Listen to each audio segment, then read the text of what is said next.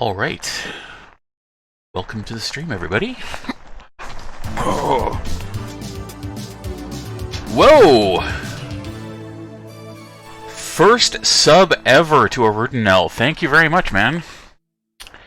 You are the first, and hopefully of many. Yeah, so that's the biggest news lately. We hit affiliate after the stream on Friday. It was Friday? Friday, yeah, Friday. So that's awesome news. So, but of course we don't want to remain stagnant or anything like that. Always just wanting to move the bar ahead and set new goals. So of course now, next goal is partnership. As it turns out, I already meet 2 of the 3 requirements for partnership. So, all I need to do now is get an average of 75 viewers. Which I think is going to take a bit of work, obviously, because it took a while just to get to average 3. But, I definitely think it's doable. So just, it's a matter of continuing to spread the word and get...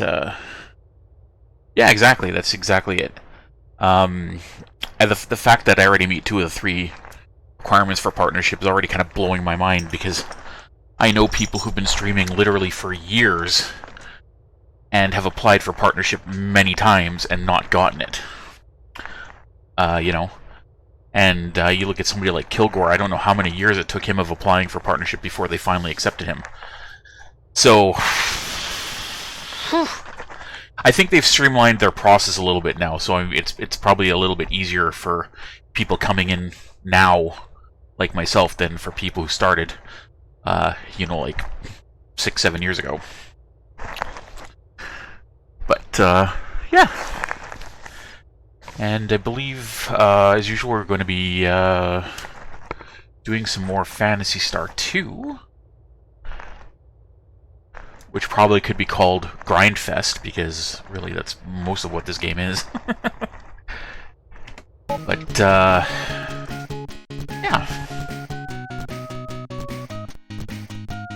Yeah, it's exactly true. I mean, they had guidelines, right? But the guidelines changed all the time, and it's almost like it didn't matter, because it was really up to when you applied for partnership, you were assigned an employee to review your account activity and like all that other stuff, and they made a judgment call onto whether to accept you into the partnership program or not. They were supposed to follow the guidelines, and I'm sure maybe some did and others did less.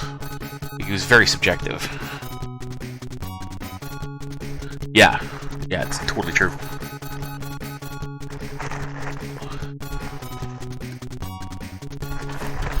I'm not even 100% sure exactly what all the benefits of partnership are. I do know that when you're partnered, you have the ability to, in addition to subscriptions and bits for monetization, you do have the ability to roll ads, so you can get some advertising revenue as well. Those only show to people who aren't subscribed to your channel, but I'm sure there's probably some other stuff too. There's probably like express support through Twitch and things like that, and whatever. I would imagine.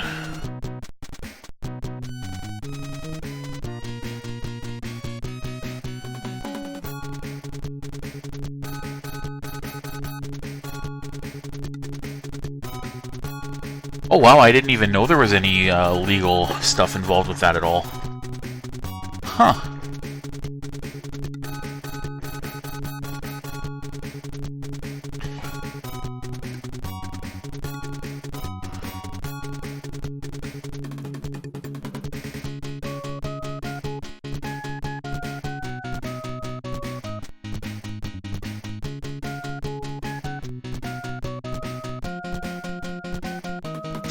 But, I guess it was for the best, right? I mean,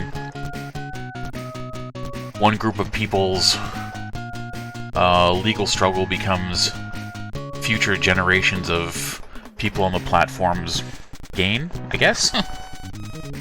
Oh, what the hell was I doing? I just came back from the garbage dump, right? I got the jet scooter.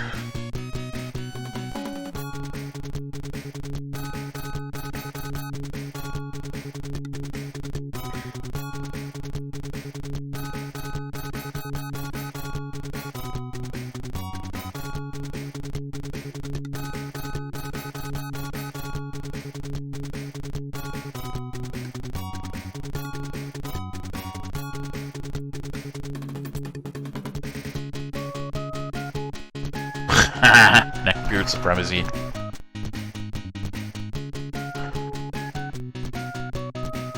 Hey, Kilgore, how's it going, man? Welcome to the stream.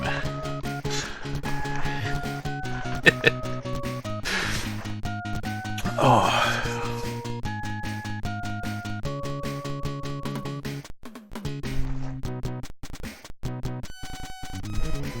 I know, right? It's a thing that actually happens now. Oh. We were just talking about the inconsistencies with which the inconsistencies of the requirements to become partner, before and then versus now.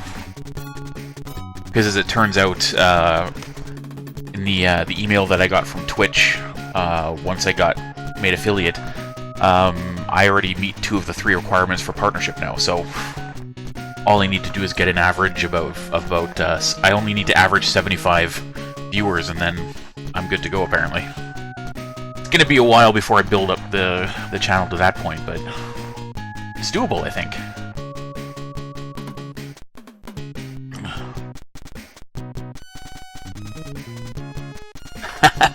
Yeah, Rudinell is my first subscriber. Man, that's so weird. I have a subscriber.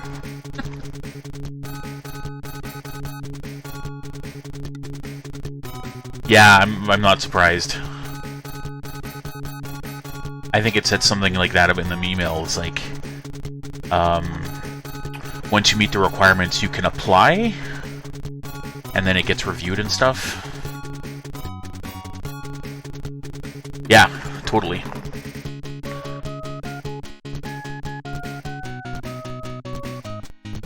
So, I mean, you've been partner for a while. Like, what are some of the other, like, the perks of being a partner versus affiliate? I mean, I know people who have partnership have the ability to roll ads, which you don't do, I don't think. But beyond that...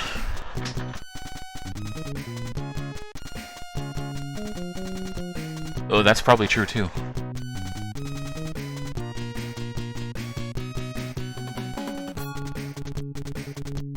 Do you get some sort of, like an expedited support team, access to, like, an expedited support team or something like that if you got problems? Or anything like that, I would imagine? Versus non-partnered people?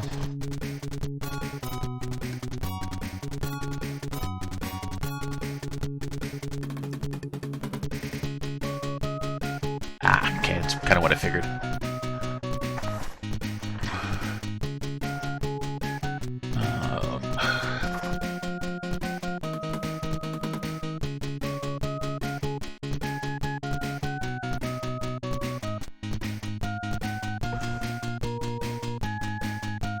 Yeah, it stands to reason. I mean, if you're...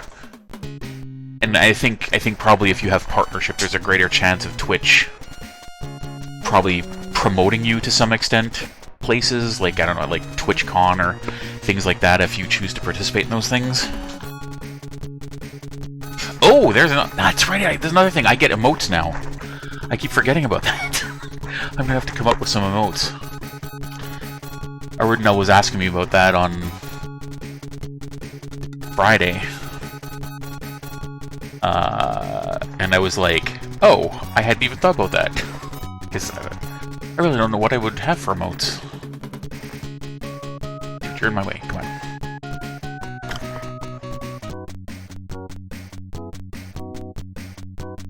Yeah, I've heard emote approval can take a while. I mean, sometimes it goes through pretty quick, but there's been times when Arv's submitted emotes and he's had it approved within like a day and a half, a couple of days, and then other times it's taken like almost a week before it's gotten approved, so it's kind of hit and miss.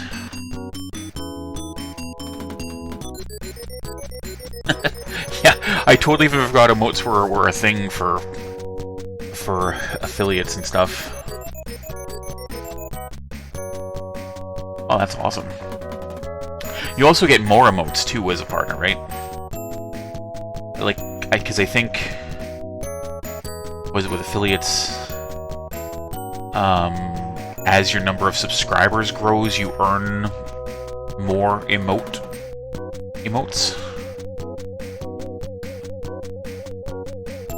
Oh, okay, it's depending on subscriber numbers for partners too. Okay, that's cool. Yeah, and I guess I'm gonna have to start thinking about what to use as icons for subscriber milestones too, because that's theoretically a thing that'll happen at some point. Your Trout Ross is missing?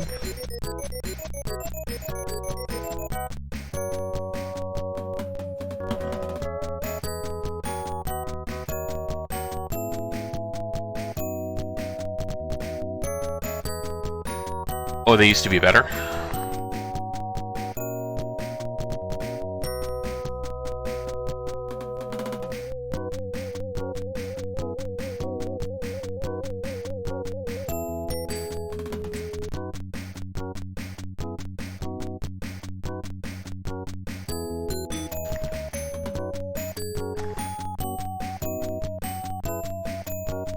Yeah, that makes sense, I guess.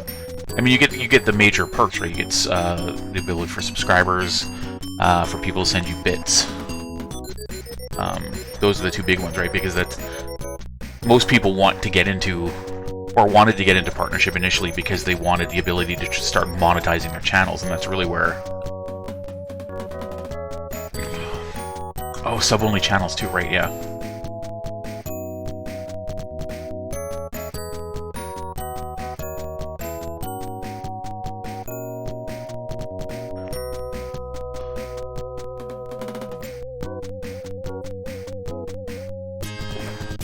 Combat. Pin chance. These guys aren't too difficult. I think just standard combat strategy should work.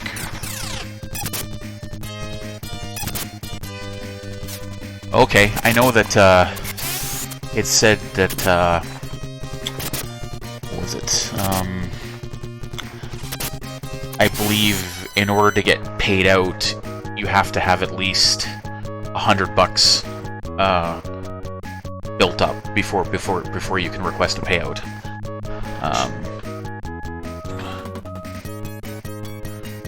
So if you make less than 100, you gotta wait until you have 100 before you can get paid out.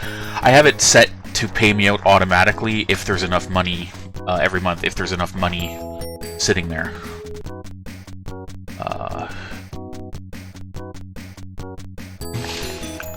Is the split for subscriptions the same on partners? Because I don't know what it is for the Tier 2 and Tier 3, but for Tier 1 I think it's like 50-50. So I make basically $2.50 for every Tier 1 subscriber.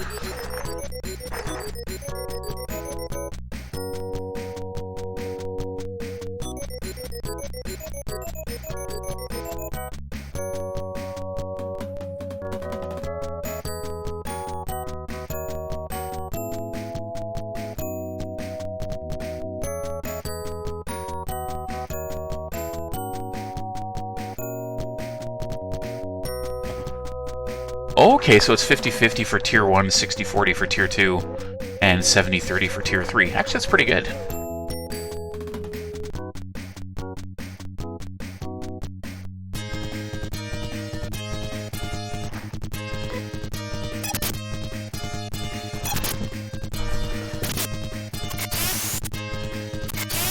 I still need to look into a lot of this stuff, I think. Oh, yeah, I'll need to double check. I just remember seeing that somewhere that the Tier 1 was basically 50-50.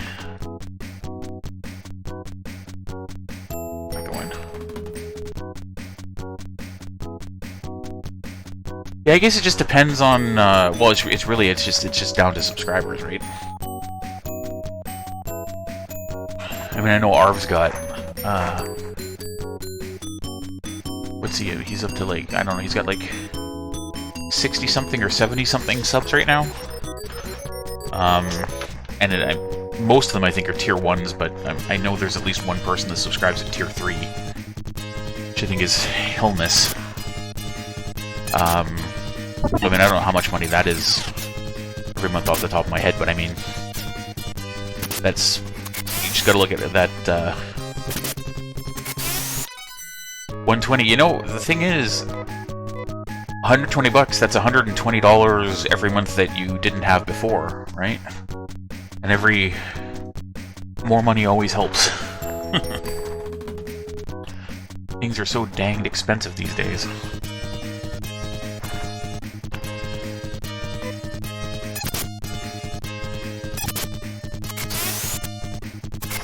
Right, yeah, no.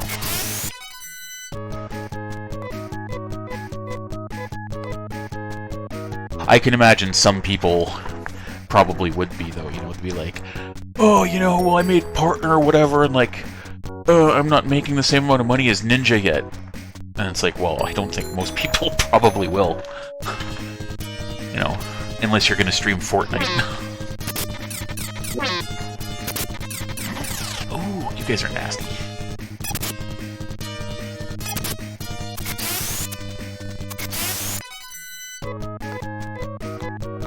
I mean, I wouldn't mind 290,000 subscribers, but I don't really see that happening in the near future. Well, I haven't taken as much damage as I thought I had. I'll use a couple of quick heals.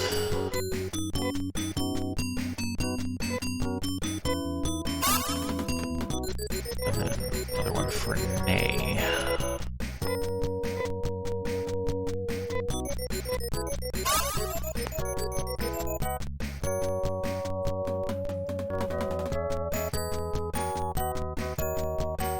Supposed to be another bridge around here somewhere. Where the hell is it?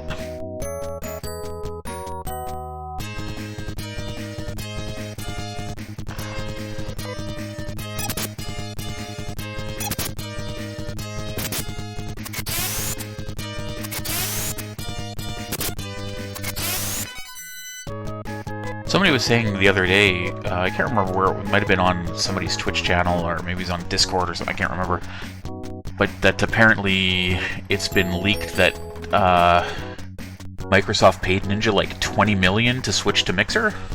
Like, damn.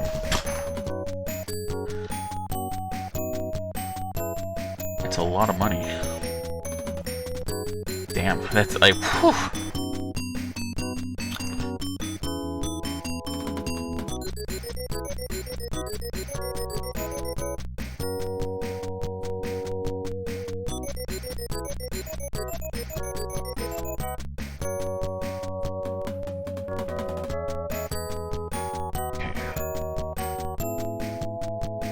Ah, here we go.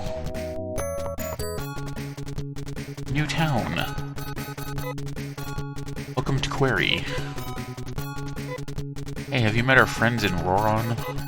I have, actually. That's where I got my jet scooter. The ancestors of the people in this town used to work in the ocean. In this town, there are many stories about the ocean. Okay. They say people in the old days used to eat something before going under the ocean.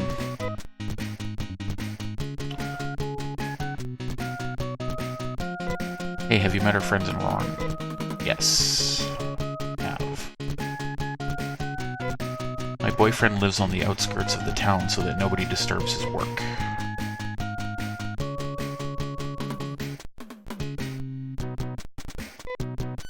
I remember there was a rocky island named Uzo in the ocean. Oh, that's back in, like, Phantasy Star 1 days. They say the ocean and the lake are connected under the ground. That makes sense, I guess. It was 50 years ago when Mother Brain prohibited people from going to the ocean. Prohibited?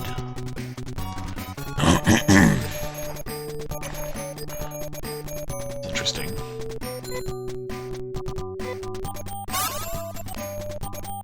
Mother Brain's basically this giant supercomputer that was built that terraformed the planet and is control of all the It doesn't surprise me. I mean, it seems to me there's it's almost like I mean, I don't say this to sound disrespectful or anything like that, but it almost seems like it's like a diminishing return. You get more perks or more advantages upgrading from being a regular Twitch user to an affiliate than you do going from affiliate to partner.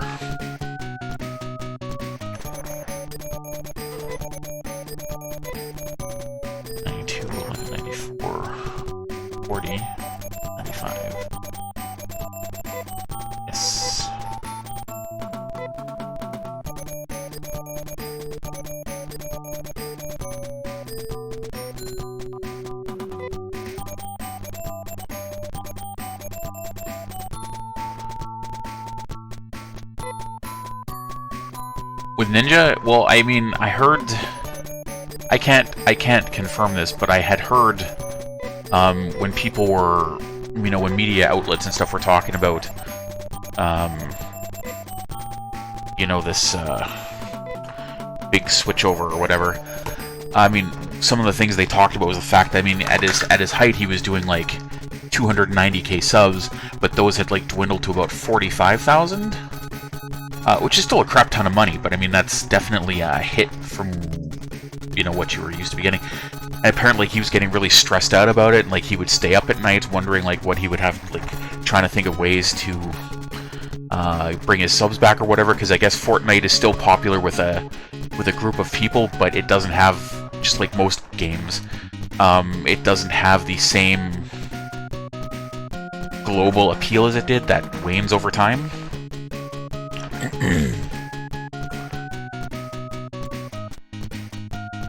Yeah, that's exactly it. That's basically, yeah, I think it's basically what I was trying to say. Because it used to be that, you know, everybody wanted to be partner, because partner meant you could monetize your channel and like all that other stuff, but now that you can do that with affiliate, it really could, or it could morph into something completely different. I mean,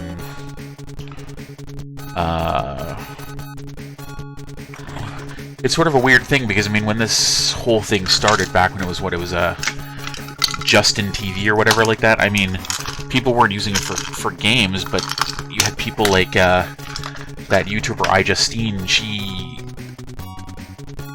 initially, people knew about her because she used to do a 24/7 live stream where she basically had a camera on her at all times, and she used to just stream her day-to-day life 24/7 basically on Justin TV.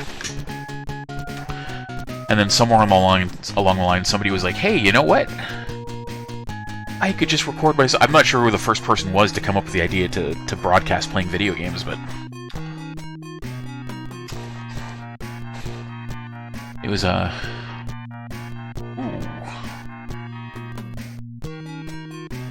I could upgrade Nay's weapons here. And Amy's.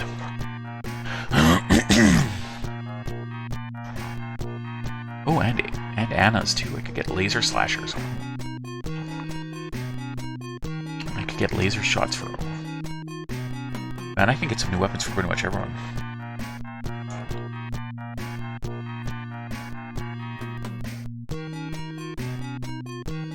No, I mean, it's, I'm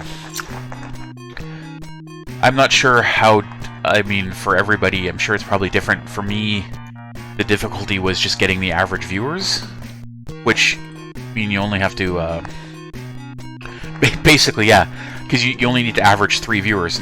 I mean, which sounds really low, but I mean, when you first start streaming and nobody knows who you are, I mean, it can be difficult because people have to notice you, right? I mean, what really helped, I mean, I got a few people from like your channel and from like Arv's channel and stuff, just because in conversation it would come up that I stream from time to time, so people would follow me. And I have streamed before, you know, over the last like couple years, but it's very infrequent, and I didn't have the same setup I do now. And but one of the things that really helped is actually when I was streaming Pokemon, people, I used to get some raids and hosts from other people who were playing Pokemon, because apparently Pokemon's still a very popular game, obviously, and that got me a lot of a fair number of people, and those really helped boost my numbers. And of course, because the average viewer thing, it's based off of all the hours you've streamed, so even that counts all the times I streamed. Like a couple of years ago when I was playing something and I was streaming for like 5 or 6 hours and had 0 viewers the entire time. And so those streaming times kind of skewed things, and it's partially responsible for why it took me so long to hit the 3.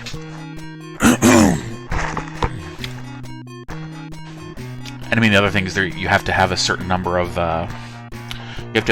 followers. I think you need 50, I think. And you have to have streamed for a minimum of 8 hours in total.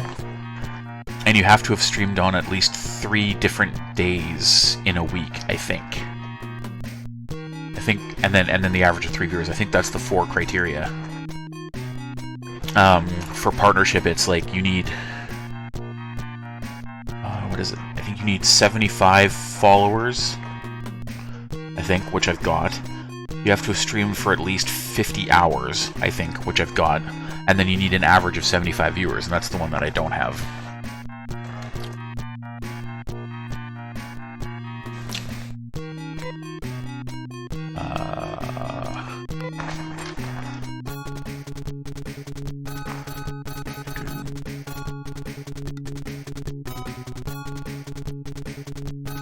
Oh, right. I've come to a new town, so there should be a new teammate waiting at the house back in Paseo. I'm gonna finish talking to everybody, though, I think. In the places where the color of the water is different in the ocean, they say it's because of water from the lake.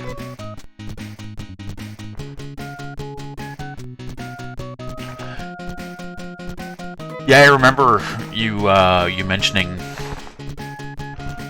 when you had applied for partnership.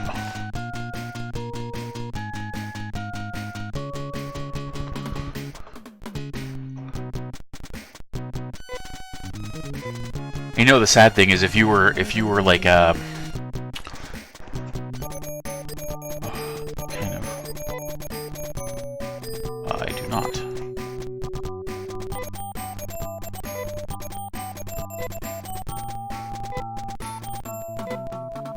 Oh, okay.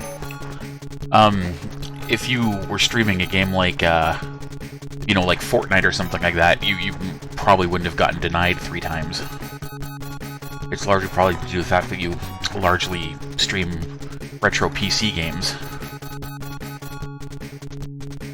Which obviously there's a huge, like, market for, viewer-wise, so I mean, I don't know why that would affect things, but, you know, once again, it's also a subjective thing based on whoever gets assigned to review your application.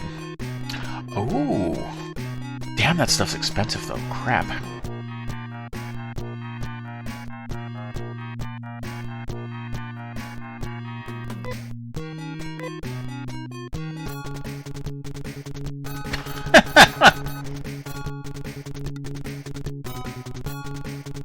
Does that really matter, though? I mean, viewers are viewers, right?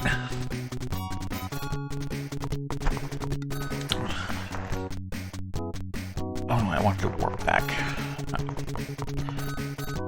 Getting screwed up here. I was like, well, all those views are due to hosts. And?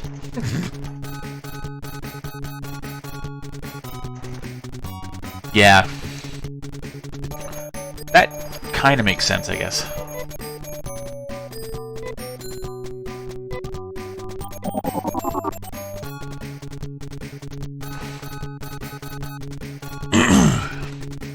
Yeah. And, I mean, I kind of view those as important, not just because of the, you know, how it counts towards, you know, getting affiliate or partner or whatever like that, but just the more concurrent viewers you have, who are actually in the channel means there's more people you can interact with. Because, I mean, one of the... I think the biggest stumbling blocks for people with streaming, and I've had issues with this too, is that they say that when you're first getting started, in order to be successful is basically you have to talk and whatnot while you're playing as if there were people in your channel, even if there's nobody there.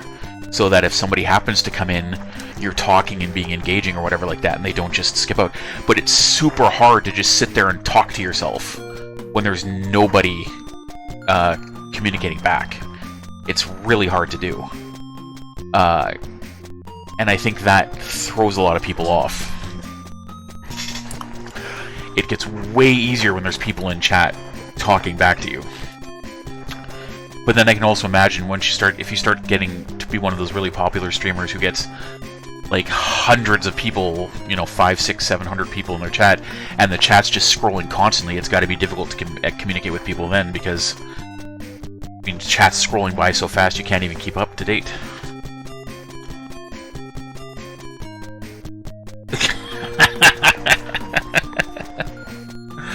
Yeah, I suppose you've got a bit of an advantage there. But yeah, it really is harder than most people think. Even some of my friends, like when I was telling them, I was like, oh, I made affiliate, some of my friends were like, oh, that's super awesome. But then I've got this one friend who is like, they didn't really get it. They're like, so why, she doesn't even really understand why anybody would want to subscribe to people who, they're like, why would I pay money to anybody to watch them play video games? Like, I don't, that seems stupid. Why would anybody do that?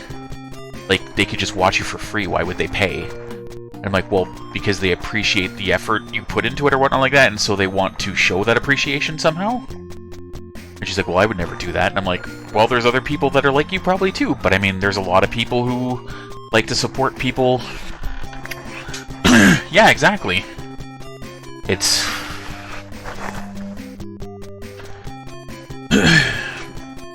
It's like I said to her, I'm like, if in theory, if I could build up my channel to the point that I could have a sustainable income from that, I could get off disability and I could just be doing this full time. And she's like, not approving. That she thinks it's ridiculous that somebody could just sit around and play video games all day and get paid for it. And I'm like, well, there's more to it than that, but...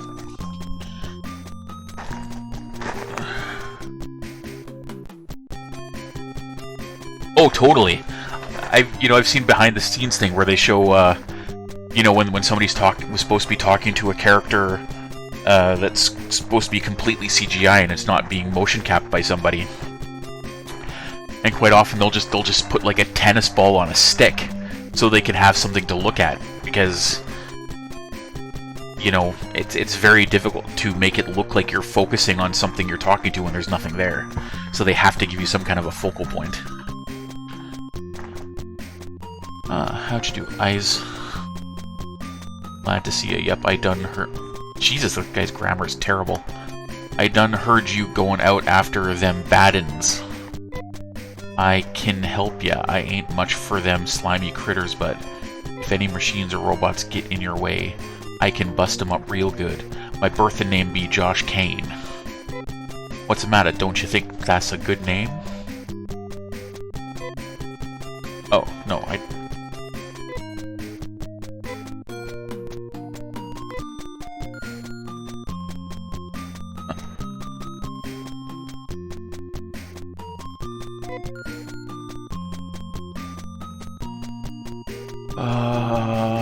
oh no, I want to see what does Kane. Wanted to be a mechanic, but always broke whatever he tried to fix. Decided to make that his job. He made his job breaking things? Well, play to your strengths, I guess.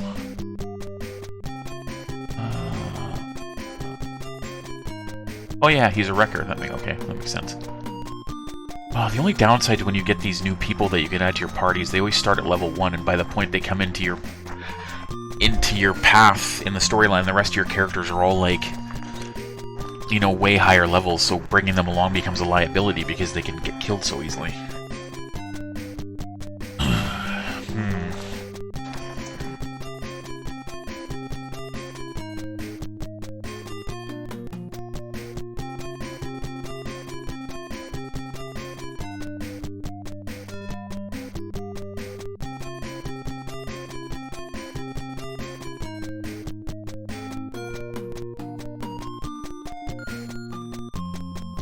Well, it makes sense that it would have been Justin would have been the first guy to do it. I kind of wonder how it was done back then too, because I mean, there wasn't.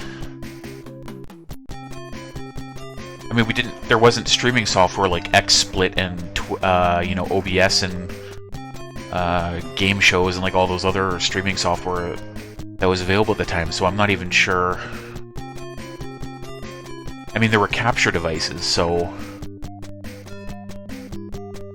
I mean, must have found a way to make it work, but...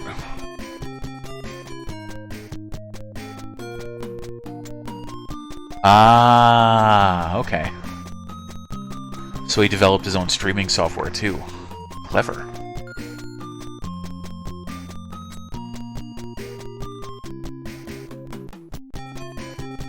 Yeah, man. It would be awesome to invent something like that some big company like Amazon or Google wanted to come along and buy for, like, bundles of cash.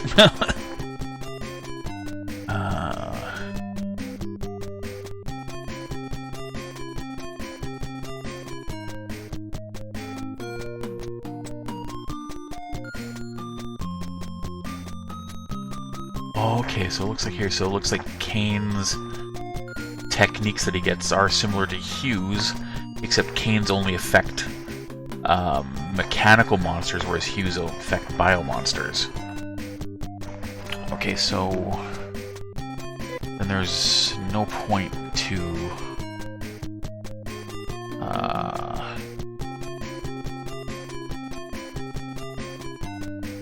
we want to bring along then.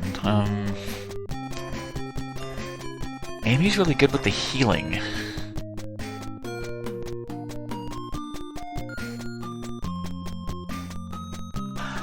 I'm not surprised. It's you know, it's people who want viewers, you know, they come. I mean, because honestly, I mean, when I go to your channel, I mean, oftentimes, I mean, there can be 75 or more people in your channel watching, and you know, it's very easy for somebody who's getting less than that to go like, well, how did you get to that point? Like, is there, because people always think there's some kind of magical secret to just turn on, like just pull in the viewers, and it's like, well, I mean, there are certain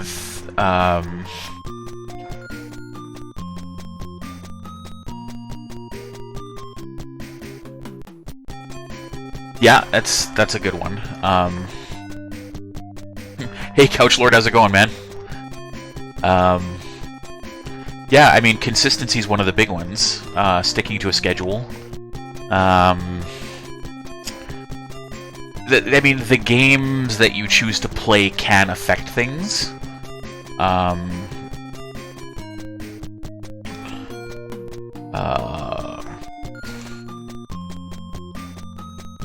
Really just, you know, having something that's entertaining that people enjoy, so that if somebody stumbles across you and they like it, you know, they give you a follow, maybe tell some of their friends about you. I know there was one guy in here one time, he came into my channel, was checking it out for a bit, really liked it, so he posted a link to my stream to a friend of his over Facebook because he thought she would enjoy it as well, and then she came in and she brought a few people too. You know, so it's just, I mean, it's things like that. It was rough when you, I mean, I mean, everybody needs to take a holiday for sure, but, you know, there were days when I'd be sitting there and be like, oh, because I would normally, in the evening, if I didn't have anything to do, I would tune into your channel and watch it, and I'd be like, who am I going to watch now?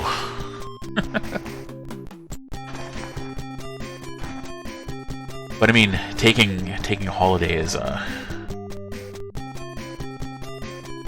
yes. yeah, people come for the games and hopefully stay for the personality.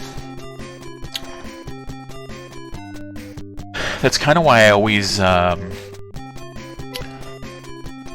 kept coming back to streaming, because people have told me in the past that I'm a fairly entertaining person to listen to, so I would say, okay, well then, if that's true, maybe this is something that I could be good at if I actually put effort into it. Yeah, you know, well, I mean, it actually, I think, kind of works in your favor, because it's in the evening, it's late enough in the evening that most people in North America, you know, are home from work, and people in Europe, it's probably at a time where it's convenient for a lot of them too. Because that's one thing that gets things messed up, is because, of course, you know, Twitch is a global platform, so when you're dealing with time zones and people from around the world or whatever like that, I mean, you're never going to be able to pick a time that's going to work for everybody, but...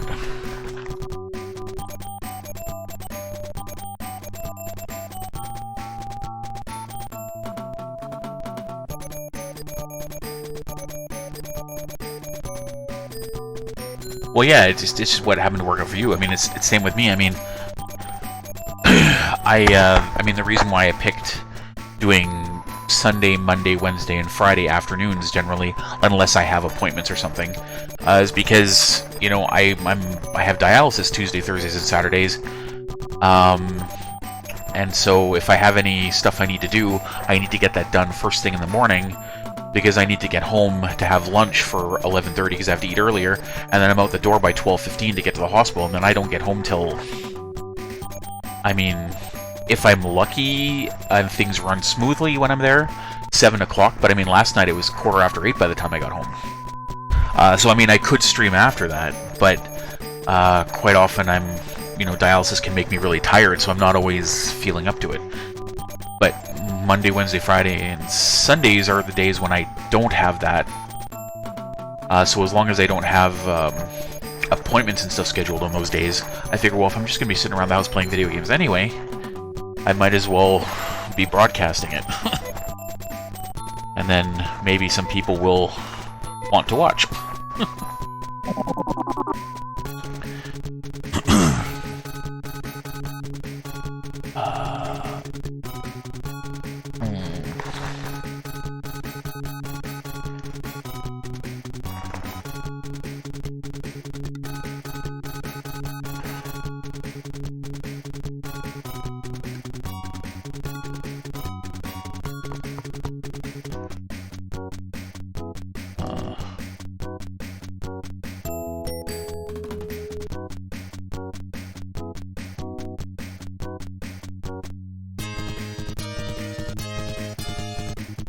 Oh, these are different.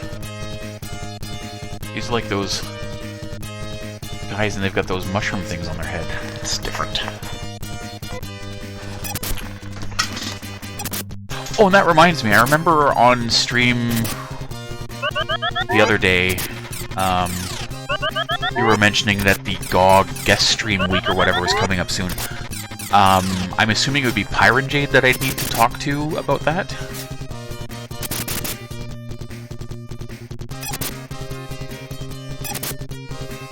Okay, so, I mean, I guess, other than waiting for a day when she's streaming, how would I get in touch with her?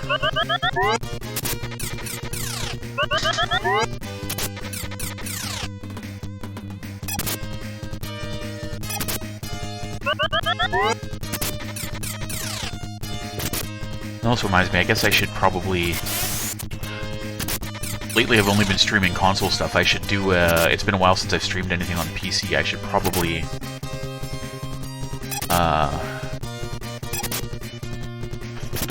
Okay, cool, I'll try emailing that. I have to try doing a setup for streaming PC stuff, because that's a little bit different. My setup's a little weird, because my computer, it's a little Alienware Alpha thing or whatever, so it only has one HDMI out, so I can't do multiple screens. but I have 2 monitors, so basically what I've got it set up is I've got all my consoles outputting to... Okay, yeah, I'll let you know. My consoles output to this one TV, basically. Well, it goes through the capture device, and then it has a pass-through to the TV, and then goes to the PC for streaming and capturing. And then, but any of my PC stuff would be running on the same computer I'd be streaming from, and I don't have multiple screens, so it's a matter of trying to find a good setup where I can still have chat visible or whatever. What I think I might do is make use of... I have a Chromecast, so I was thinking of using something like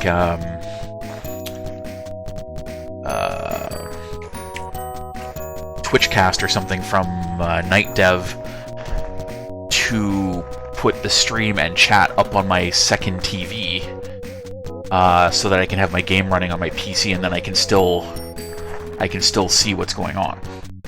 That's my plan. I haven't tested that out to see how well it's going to work.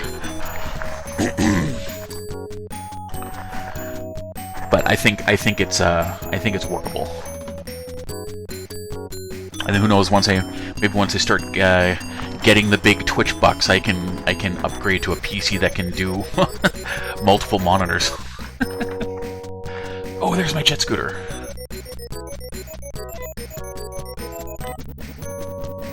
Want to go on there, right?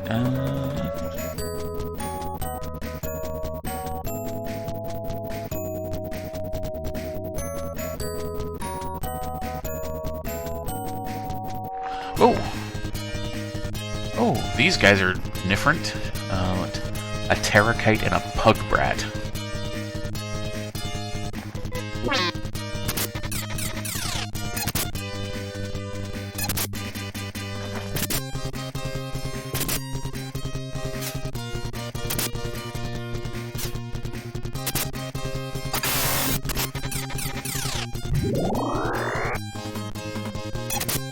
That's true. For some games that could work. I mean, there's actually, if I'm not using a capture device, there probably wouldn't be any lag. Because I mean, obviously, when I'm capturing one of my consoles or whatever, there's about a 1-second lag between what happens on the TV I'm usually looking at and when it shows up on OBS, because it's transmitting the signal through USB. But if it's capturing something on the my screen is 1080p.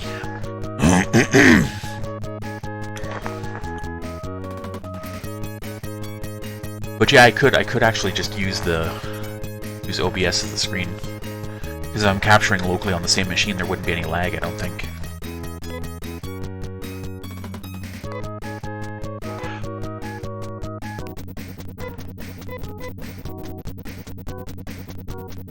Man, when did everybody get so low on health?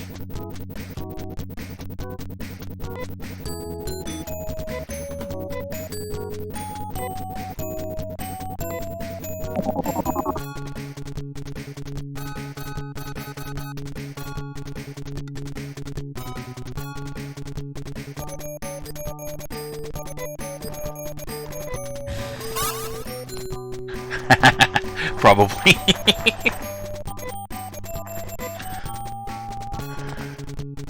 Like that happened the other day when I was streaming, and all of a sudden I looked over and my party member started dying, and I was like, what the hell's going on? They totally wasn't paying attention.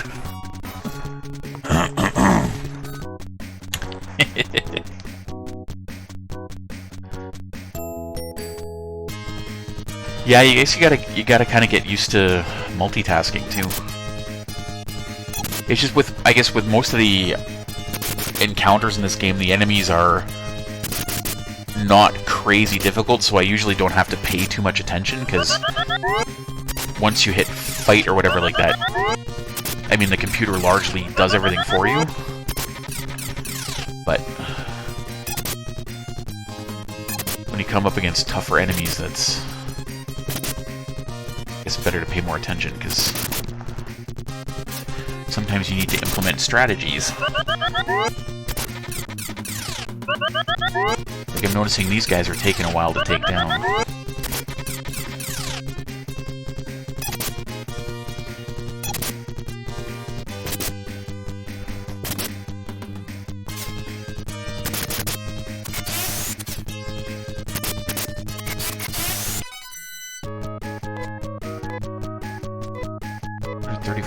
Wow. A lot of money and experience, though. But yeah, I've already taken a bit of a beating, so I think when I'm fighting those guys again, I think I need to start using some of my techniques to deal more damage.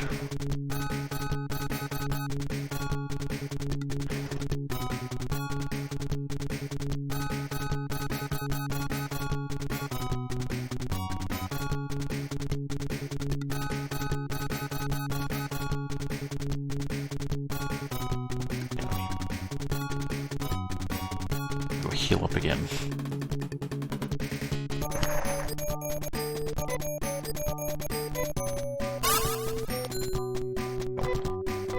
I should probably save too now that I think about it. There we go. Take a page out of your book, Kilgore, and save as often as possible, but sometimes I get distracted and I forget. It's one thing I like about playing older console games using emulation, because you've got save states.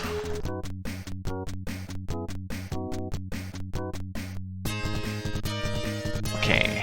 Alright, so standard.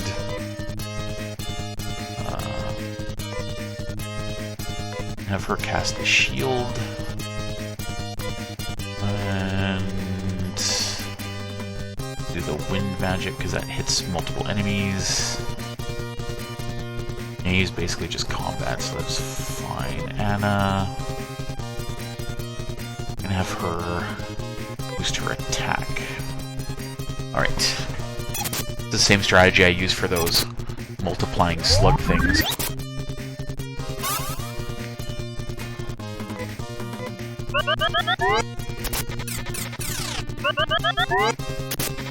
Ouch.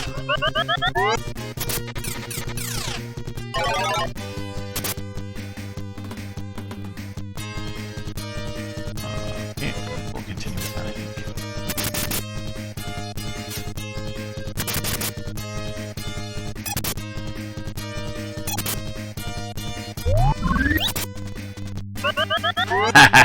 Yeah.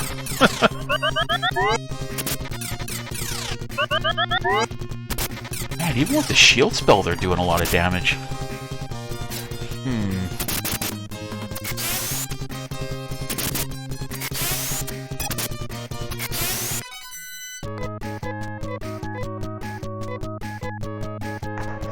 Keep making money like that, though, I'll be able to afford all those equipment upgrades really quickly. Wrong button. Whoops. Okay, well, actually, only Rolf and Amy took any damage there.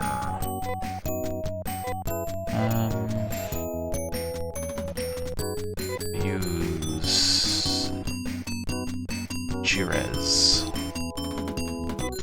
Should put me back up to full. Okay, and then when she's 44 to 62. Regular res should work.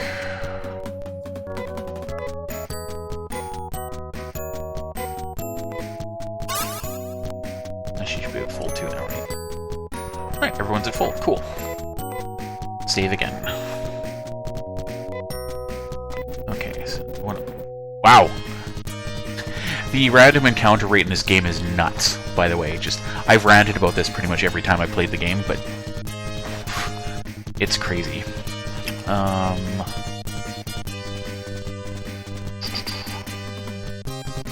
Okay, let's just try melee attacks and see what happens. I don't know how strong this guy is.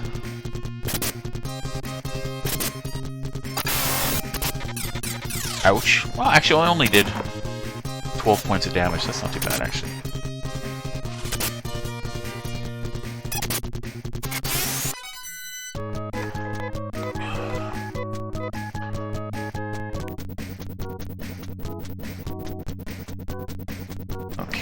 To come back to this island later, because I think that's important. Ooh! Okay, now are you a stronger variant or a weaker variant of the Terrakite?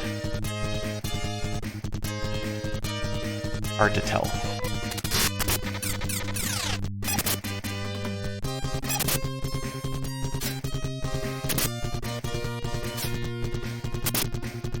I think it's one of the reasons why, like, people often say, they talk about how hard Phantasy Star 2 is. And really, I think it comes down to the fact that the encounter rate is super high, and the enemies are fairly tough.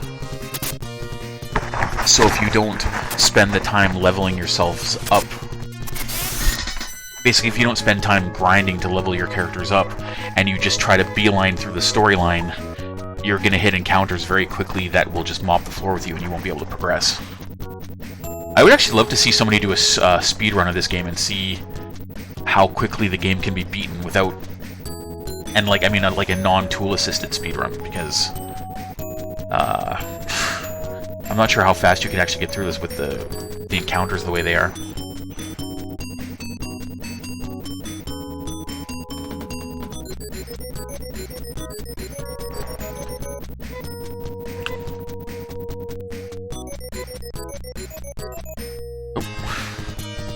Speaking of...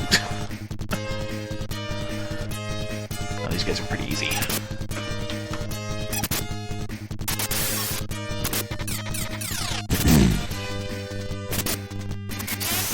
I'm sure there probably is a speedrun out there, though. Actually, you know what? I can look it up.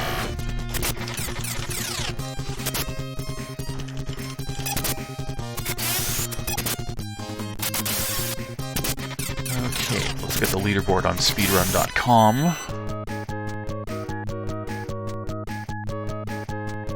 What? You gotta be kidding me. First place, there's a guy from Canada. He played it using an emulator. It doesn't say whether it was tool assisted or not, but it looks like... but it doesn't look like it was tool assisted from what I'm seeing. But apparently he beat the game in 36 minutes flat. 3 months ago. And apparently there is a video of it.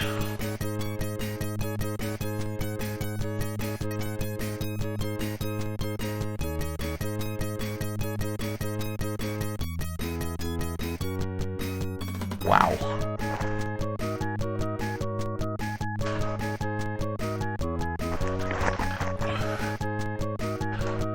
I don't know how you speedrun through this game in 36 minutes, because... just all those encounters, I don't know how the hell you'd make that work, but... I'm definitely going to take a look at that video later. It could be, but it doesn't say... the guy has a link to a Google Doc that explains the route that he takes. Let's see here. Oh, yeah, it is a glitch run.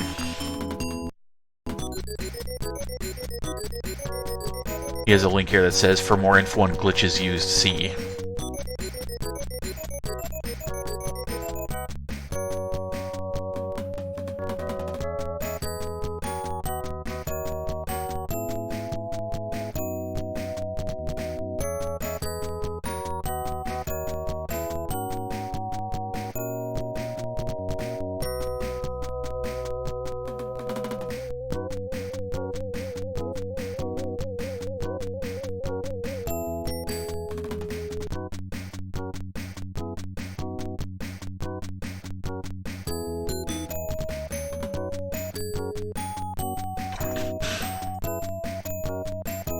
Huh.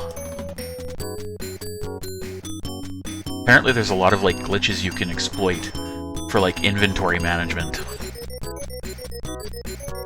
That involve, like, selecting items from the inventory but when you select it, you press multiple buttons at a time and that glitches things out or whatever. I don't know. Okay, oh, okay, here's a tab. Okay. So, glitchless any % run. It's still impressive. The guy who's got first place was 8 months ago, and it took him 5 hours, 14 minutes, and 28 seconds. He was using a turbo controller. and he was playing it on real hardware.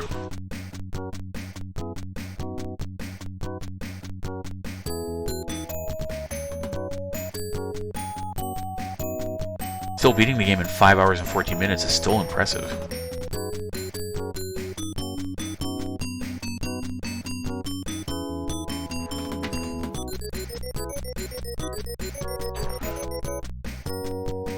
Okay.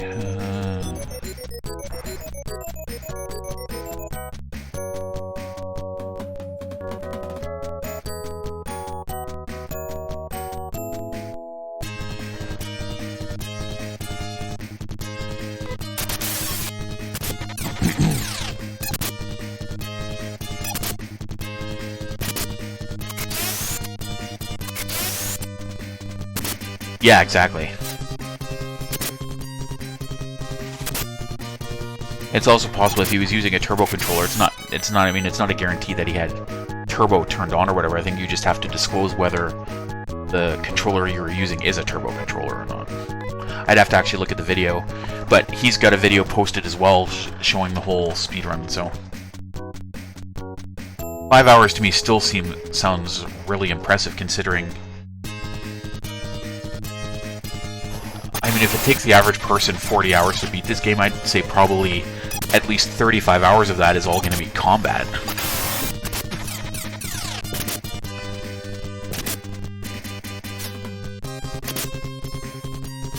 Let's see, the second place person did it in 10 hours, 28 minutes, and 13 seconds a year ago. And the person in third place was 31 hours, 33 minutes, and 42 seconds. 31 hours, that sounds pretty much just like a regular playthrough. That doesn't sound like much of a speedrun.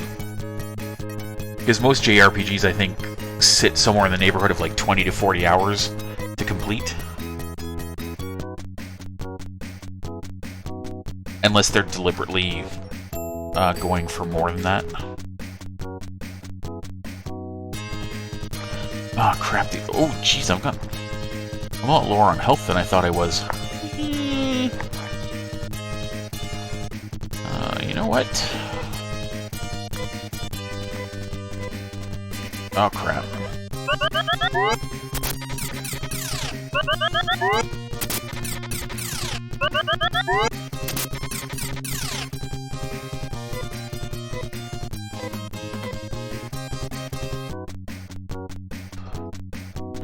What? Why is my thing doing that again?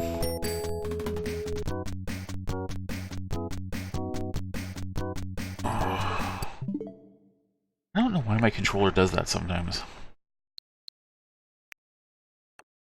All of a sudden it'll just be like, oh, your second Joy-Con is being used as a second controller now instead of them both being used as one.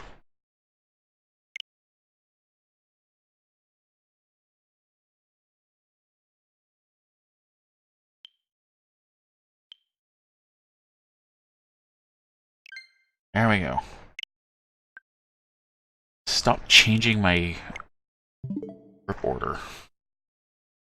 Super annoying.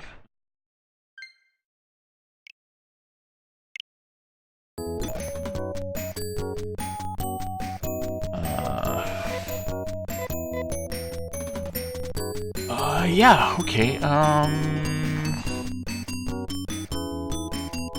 oh yeah, actually, you know what? I have a... Well, it's not... I've got a third-party Pro Controller, but I guess I could use this instead.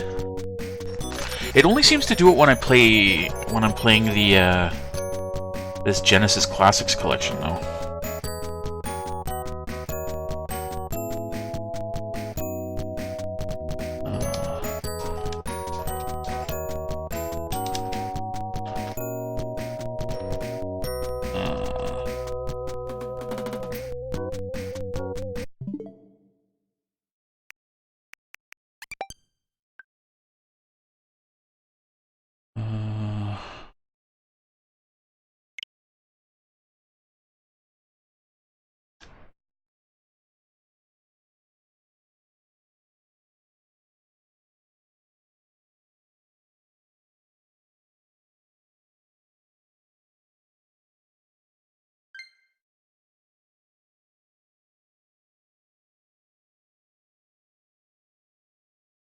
Yeah, I'm assuming that must be what it is. I'll try using this instead. This is, I got this on sale. It's a third-party Pro Controller, equivalent, I guess. But it's got it's made by a company called Insten, I think. Yeah, that's what it says on here. It's got a pretty durable build quality. And it also, the nice thing is, it also has, it's got rumble and gyroscope. A lot of the third-party Pro Controller knockoffs, especially, usually don't have the gyro scope functions still in them, so... and I think it was on sale for like... I want to say I think I got it for like 20 bucks from Best Buy. They had a sale on their website, and I got this... Or no, this might have been 30. This is 30, and then I got Anthem for the PS4 for 20 bucks. It was like 50 bucks for the two of them. And it was free shipping. So it's pretty good. Alright, let's try using this instead.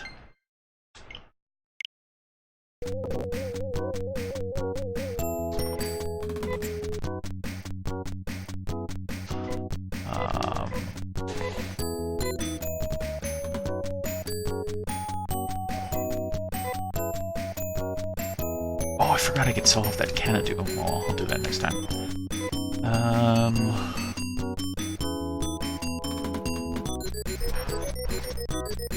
You know what? I don't want to use my... I'll wait. Amy's got 42 out of 56 TP.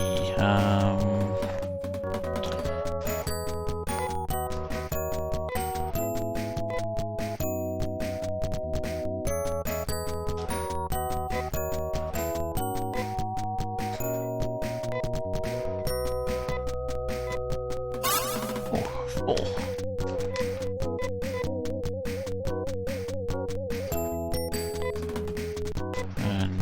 That too, I think.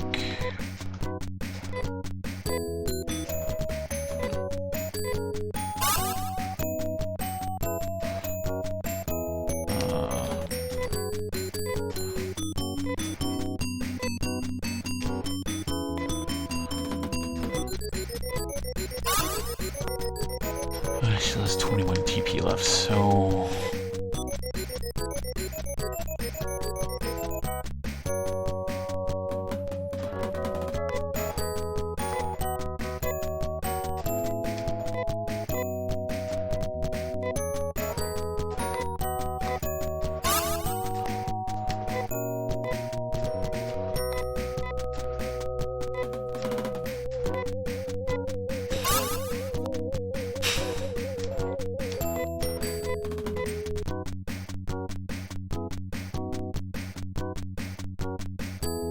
This is wireless. I know there was a wired controller that came out last year that a lot of people wanted because it had gyro controls. I saw a bunch of YouTubers talking about it. I can't remember what it was called now. It was like the...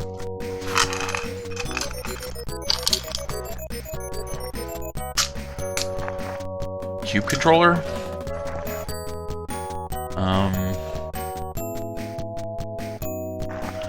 Probably wireless. I really can't stand controllers that need wires nowadays. I'm so used to wireless now. Less things to trip over and yank off, cause, you know, yank consoles off shelves and things like that.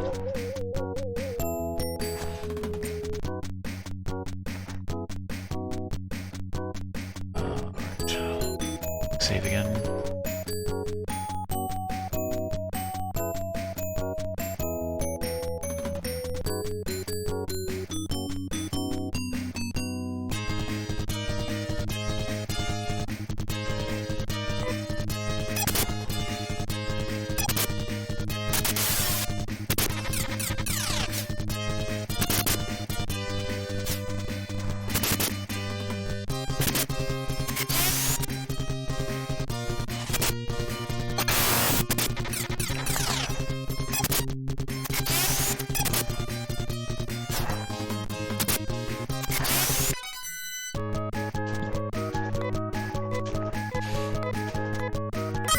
level up.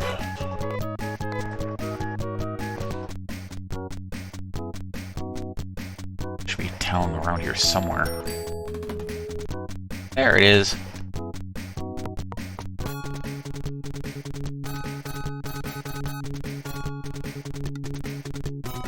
We'll go save in here. 267, 2640. Sure.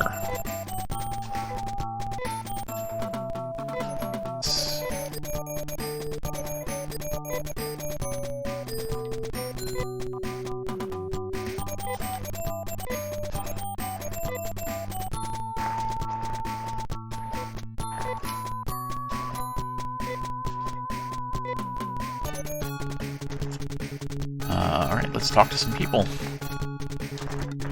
I wanted to be a pilot, but I guess I can't be one since there is no spaceship.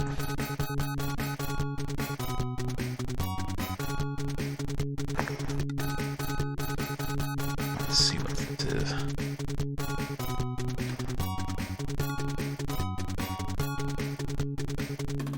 Oh.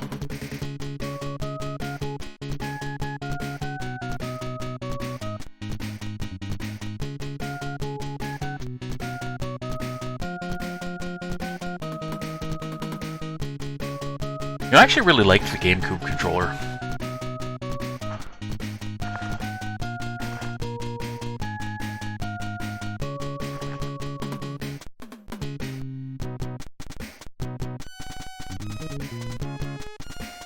I actually really liked the GameCube too, that was a really good system.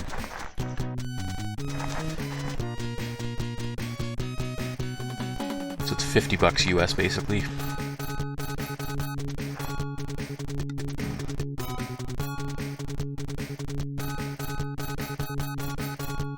I know people that are big into Smash really like GameCube controllers, because... I mean, I know the first Smash Brothers game came out on the N64, but...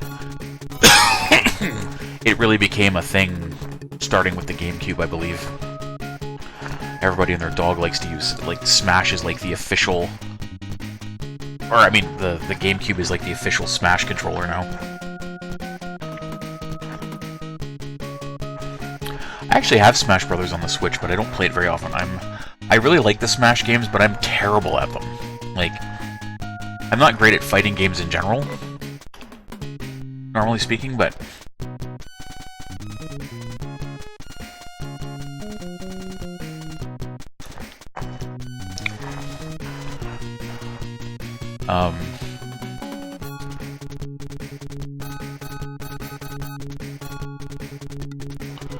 Hey! I'm trying to talk to you. Hey, what's this side of Algo? How come we can't go there? Well, because it's in space. When people refer to the accident of 10 years ago, they mean the collision of spaceships over Dezo. Oh! Didn't know there was a... After the accident of 10 years ago, the use of any spaceship has been prohibited. That's why Mother Brain won't let people use spaceships. Somebody got into an accident. This town is called Piata. There used to be a spaceport near here. Used to be spaceships taking off for Palm and Dezo one after another when there was a spaceport.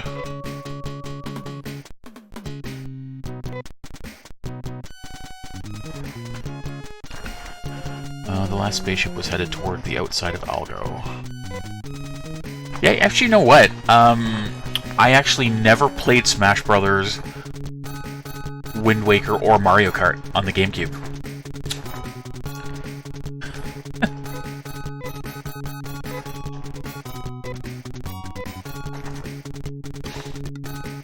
Did you know that it is impossible to travel to outer space now? Well, I wouldn't say impossible. Extremely difficult, maybe? But you just need a spaceship, so... Also never played Godzilla, but I wanted to. That looked cool, like a cool game. I think my favorite game on the GameCube was probably Metroid Prime. And then probably Metroid Prime 2 Echoes. I had quite a few games for it, though. What the hell did I have? Oh, Paper Mario: The Thousand Year Doors was such a great game. I'd never played a Paper Mario game before that, and I got super hooked on it. That was a crazy good game.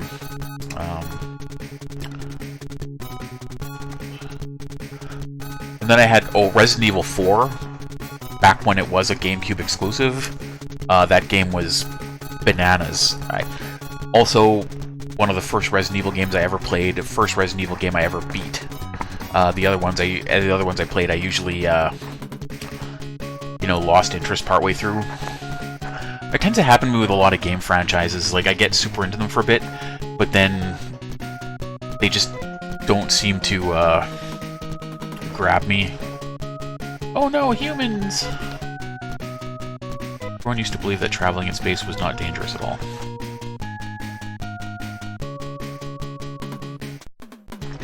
You know what? Speaking of that, when I first heard that Metroid Prime was going to be a first-person shooter, my reaction was exactly the same. I was like, this is going to be stupid, it's not going to work, it's crap, blah blah blah blah blah blah blah. However, after actually playing it, hands down one of my favorite Metroid games. And the main reason for that is because they really could have screwed it up, but the thing was, the controls are not like a standard FPS. It's not all twitchy, have to move, like, most FPSs, it's all about twitch reflexes and moving and aiming as quick as possible and stuff like that. It's not designed that way, so, like, when you're moving around to fight enemies and stuff like that, you can push a button to lock onto the enemy when you're firing. The game is generally slower paced.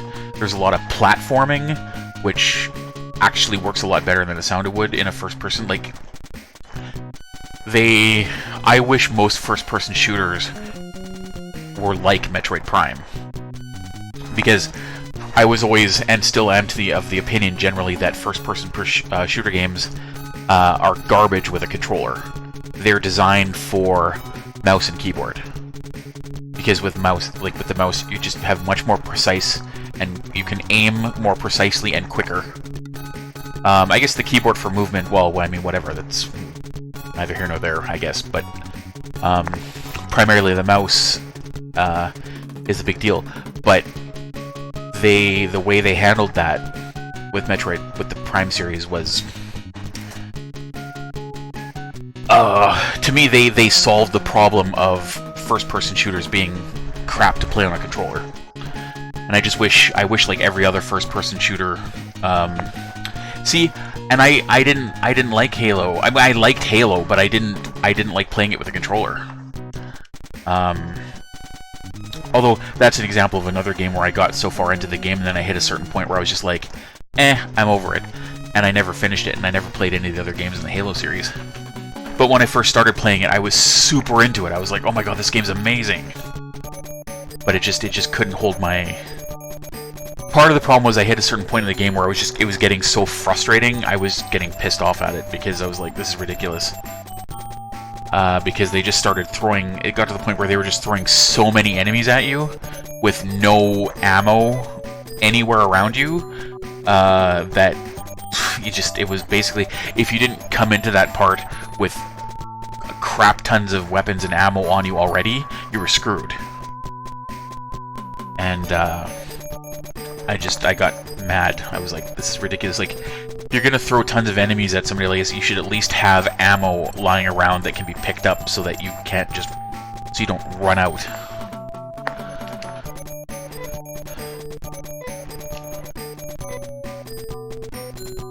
Ooh, 1100. Please. Does anyone else have something to sell? I don't want to sell my dimates or trimates. No. Oh, crap, I hit the wrong button. I keep doing that. Sell. Amy does not have anything to sell. Anna has practically nothing. Okay. Actually, I should buy her some healing stuff, too. Because she's the only one that doesn't have any healing items on her. I'll buy her some Dimates. This. Get her 4.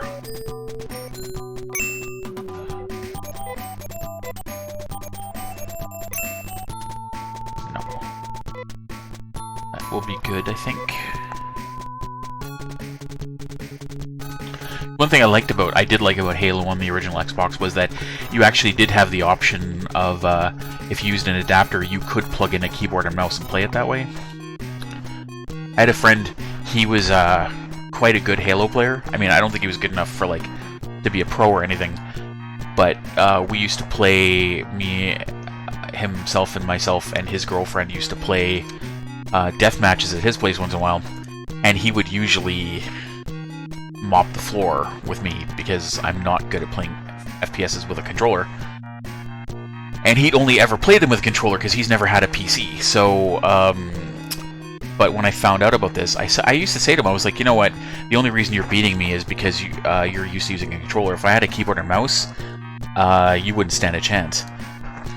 Finally, one day they came out with this adapter so you could hook a keyboard and mouse up to your Xbox. So I bought it, I brought it over his house with my keyboard and my mouse, and I said, okay, I've said this multiple times, now I'm going to prove it, let's go. So he played with a controller, I used the keyboard or mouse or whatever, and there was no contest. I beat him 6 ways from Sunday. I was like, I told you.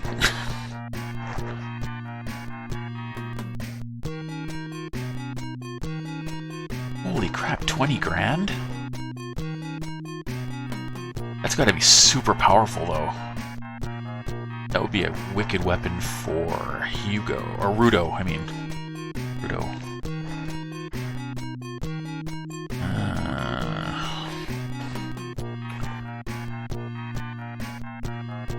The laser shot would be good for Amy. Get her a couple of those.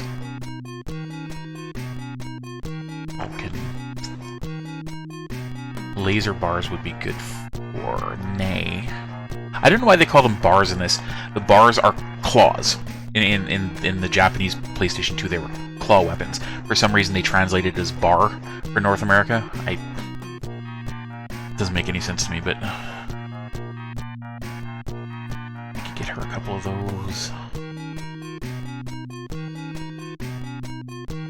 No point in me buying a laser cannon. Not that I can afford it, but I don't have Rudo in my party right now. But if I did, that's probably...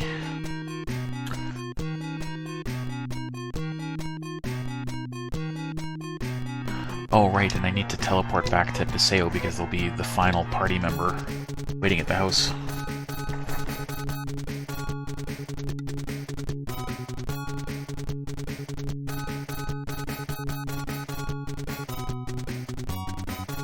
Yeah, I mean, there's gonna be people that, you know, are really good at it, but... And I suppose if I spent enough time playing it back in the day, I could have gotten really good at it with a controller, but... ooh.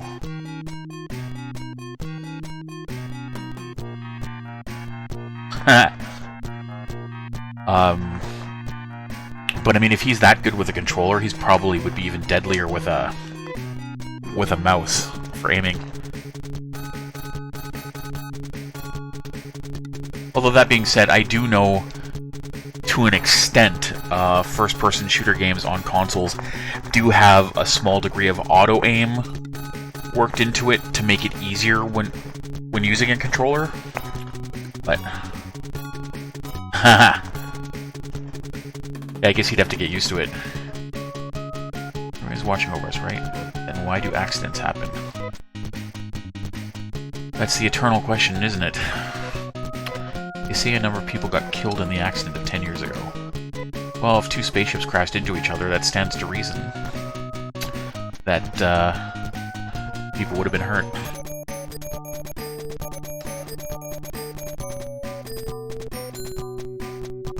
Wow. It's like unplayable.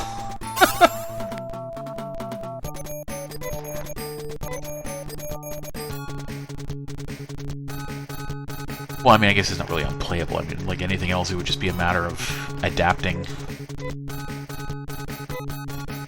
Okay, so I've already talked to it. So I think I've talked to everybody now. Okay, back to Paseo then. Actually, let's do a quick save. There we go.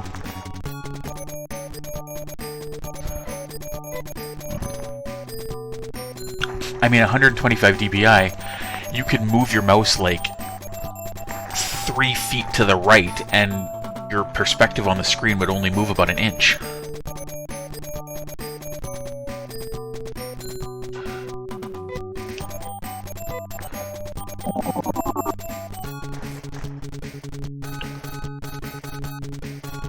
Actually, you know what? I've never actually really watched Fortnite players per se, other than, you know, people dabbling in it a bit on like YouTube or whatever. And I've only played it twice. Oh, hello. It's a green-haired chick.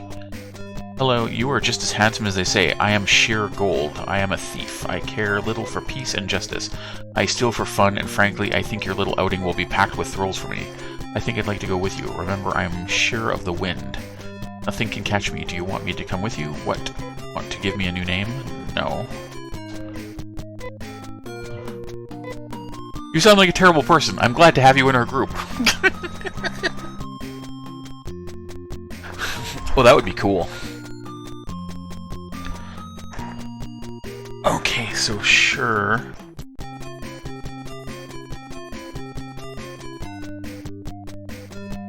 Really? According to this guide here, sure. She's not super useful as a character overall, but she does have one particular talent, is that she can steal items from shops. A ducky one. Huh. I've never heard of that keyboard.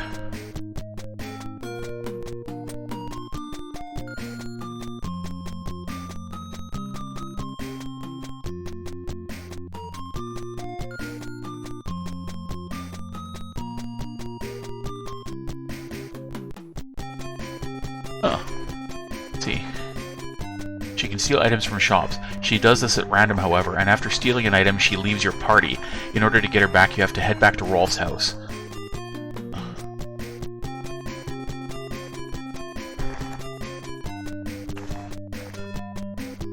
Oh, okay.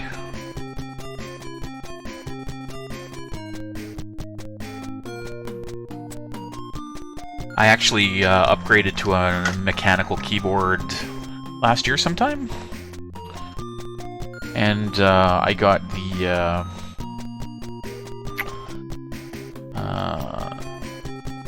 oh, what the hell is it called? It's by Sound Blaster. Oddly enough, I mean, you know, keyboard coming from a company called Sound Blaster. It's Creative Labs. It's the Sound Blaster something X. I've got the mechanical keyboard and the mouse. It goes with it. I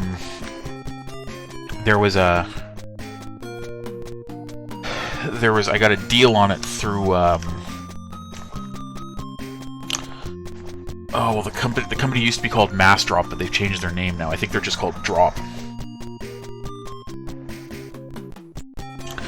But basically the way that they operate is they have several different deals going on at a time.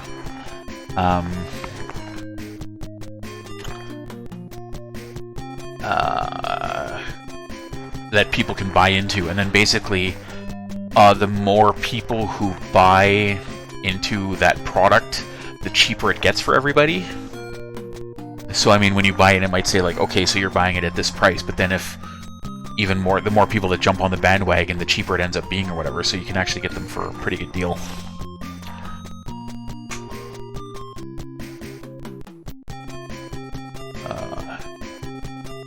Actually, while I'm thinking about that, I am going to take this opportunity to take a quick bathroom break, so I'm going to be back in about 5 minutes. Switch over to my BRB screen here, and I will see you shortly.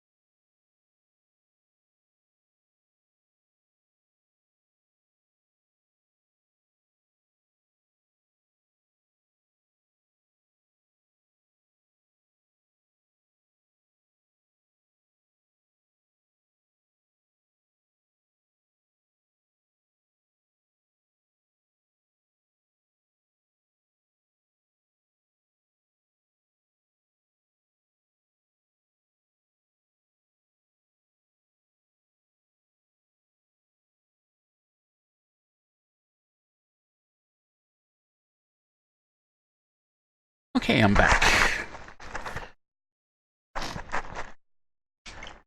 Whew. Switch over to here.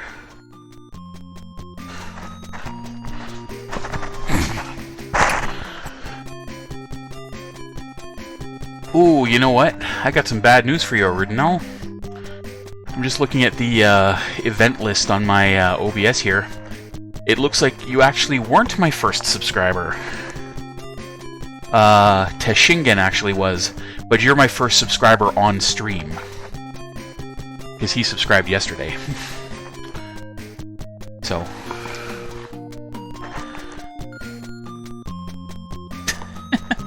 I just noticed that. And actually, technically, I guess the first subscriber was me, because I guess once I made, Oh, did you? Once I made it, because it says I'm subscribed at Tier 3, so I guess once I was made affiliate, I'm automatically a Tier 3 subscriber to my own channel.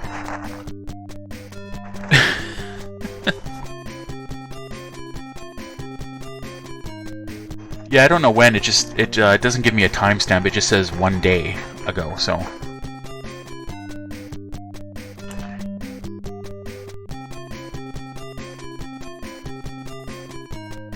Oh, this is the one you were talking about? Let's see here. Okay, so it's pretty small.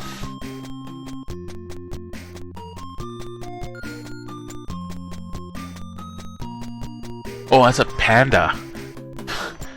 From the zoomed out picture, the escape key looked like a creeper face from Minecraft.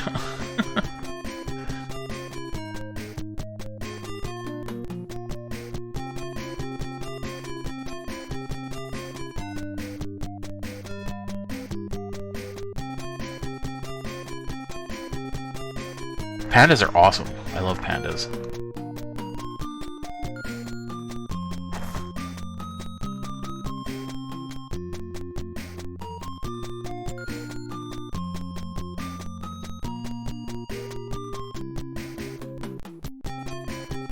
Yeah, actually, you know what? Something like that probably would have been better for me to get, because it's a bit smaller, because when I first... Like, the keyboard I had before this mechanical keyboard was like a small chiclet-style Logitech keyboard. So I actually had to... 'Cause my desk actually isn't very big, so I actually had to make a lot of space to fit... I mean, not that this mechanical keyboard's huge either, but it was bigger than the Logitech, so I had trouble getting it on, because it's a... It's full, like, it's got the escape key and then all the function keys across the top, full numpad, all that stuff, plus it's got some macro keys down the left side, and then it's got these, like, media control play buttons along the top as well. It's a really nice looking keyboard, and I like how clickety-clackety is and stuff like that, but... Yeah, at some point I'll have to upgrade to a better, newer desk.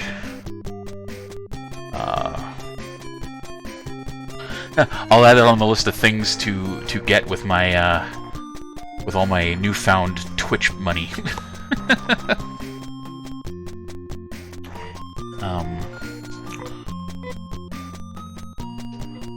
Okay, so I don't want to add her to the party just yet because she's.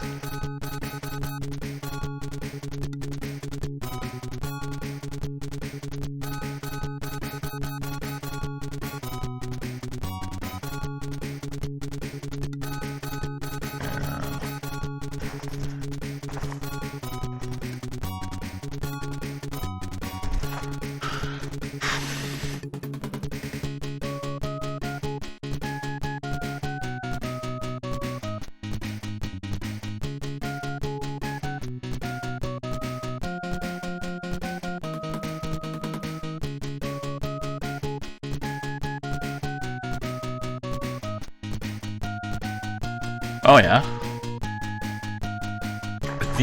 The desk I'm using is actually the well, it was actually the original computer desk we had back from like the late 80s when we got our first computer, and this is the one that my dad was using up to a long time. I actually had gotten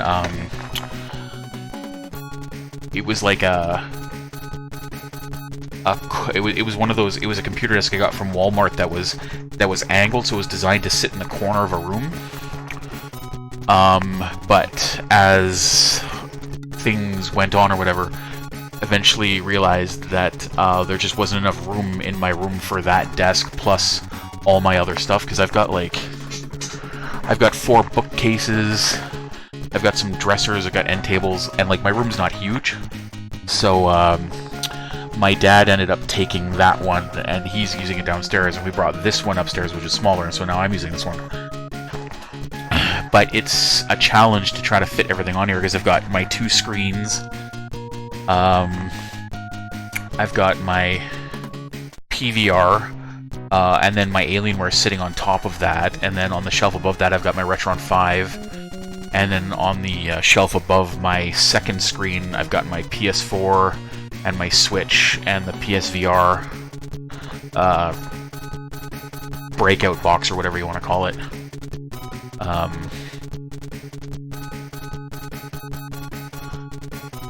Yeah.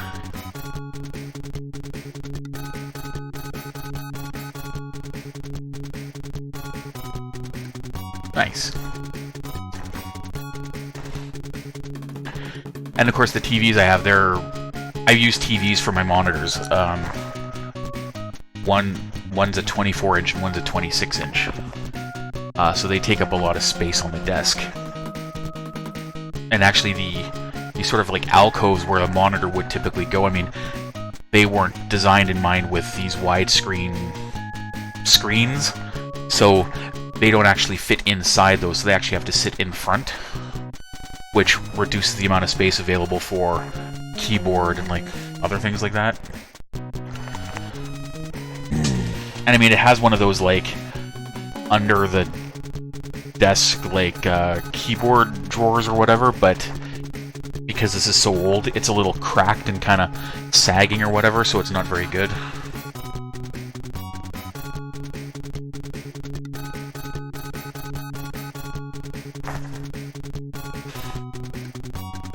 But, I mean, I've made it work, you know?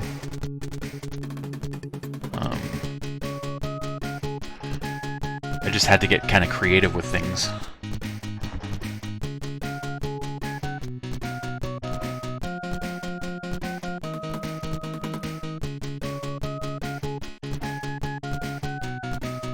Yeah, I've seen ones like that.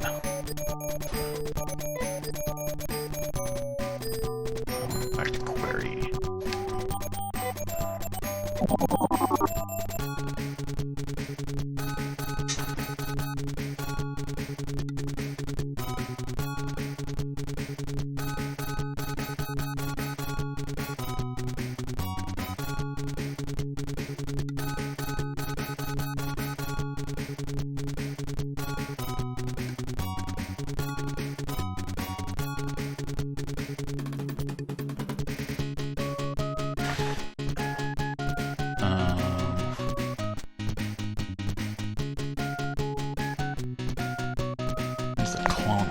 Weapon shop. Oh, it was over to the right, wasn't it? It was over here somewhere.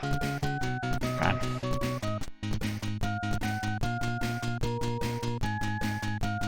There it is. Okay, so...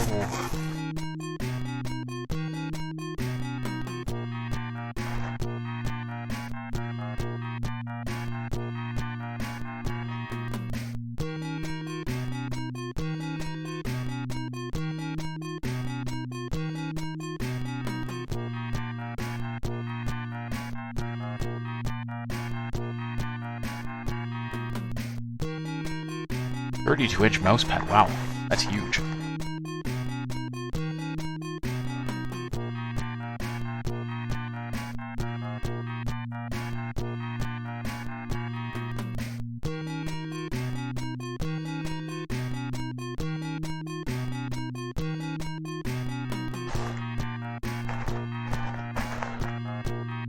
Okay, I'm going to start upgrading some stuff, but I'm not going to be able to afford everything right away. I'm gonna have to grind a bit. But I can get the 2 laser bars for Nay. Can definitely afford that. Oh. And then I can sell her ceramic. I think she's still using ceramic ones. I can sell those. Yeah, she's still using the ceramic ones, so these will...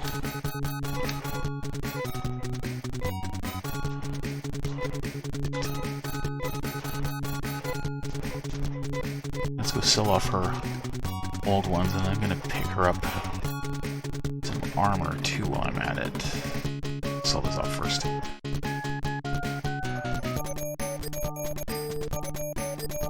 Okay. Sell...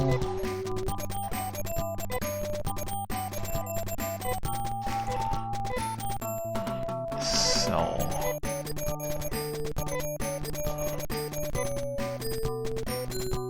Yes. No. So I got 1,200 back for those, it's not too bad. And armor store is up here, or is it? No, it's down here. Oh, it was up there. I don't remember where anything is in this game. Hey, buddy, move out of my way. Dude, come on! Arrgh. Ugh. Stupid NPCs.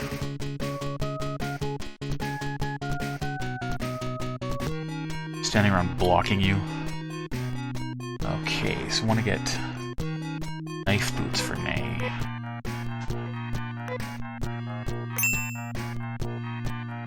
No.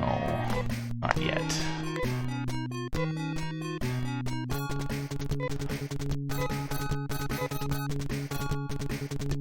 Knife boots.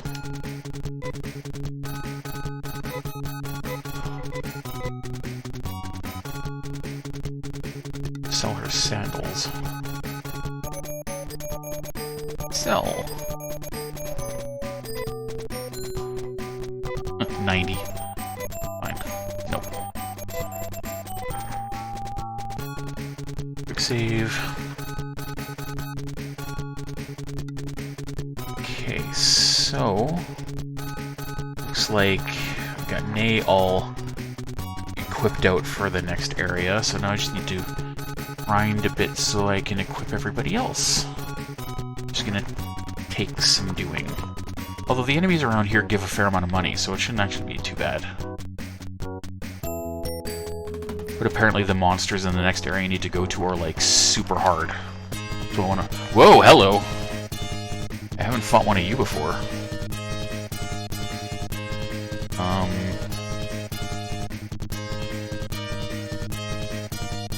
Okay, well let's just go with all melee attacks for now, just to see how tough you are.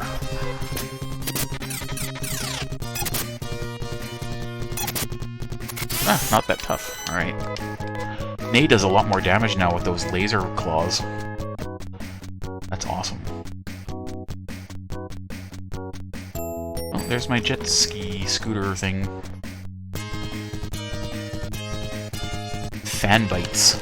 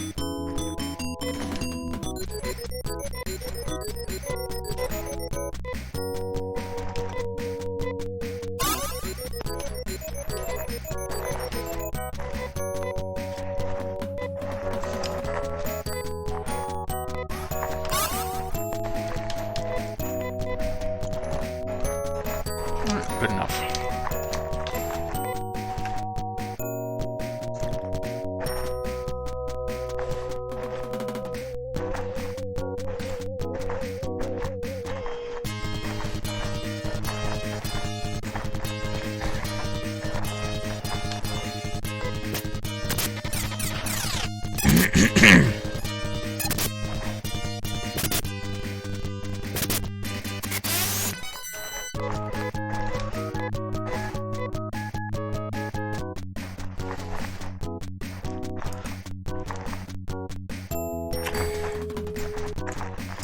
know what? Just for giggles. Let's see how tough the enemies out here are.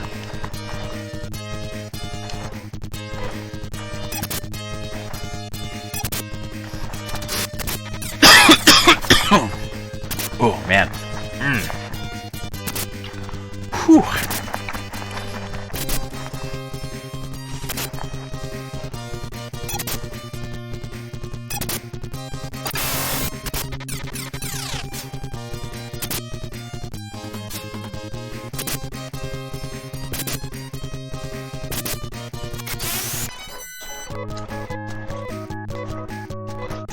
Wow, 440 from one enemy. It's pretty impressive.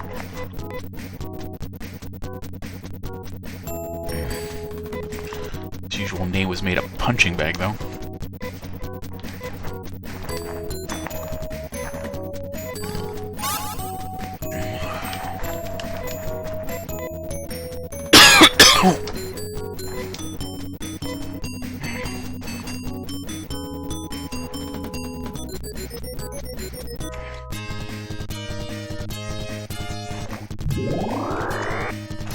It just healed itself 20 hit points at the beginning of the fight.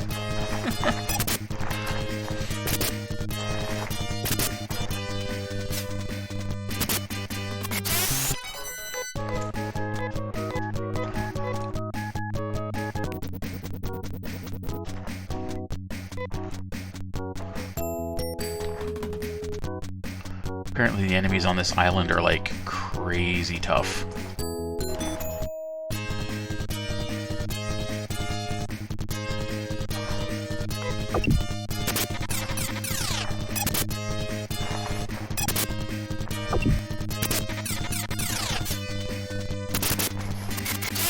This one's not so bad.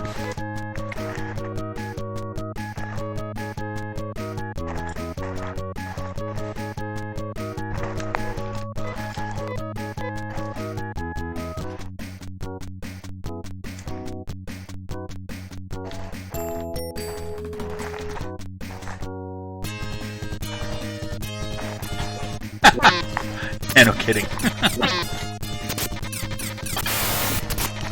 Ooh. Yeah, okay, these guys do a bit more damage.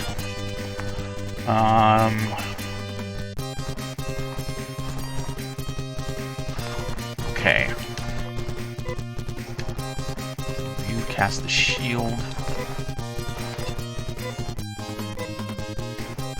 Use wind magic.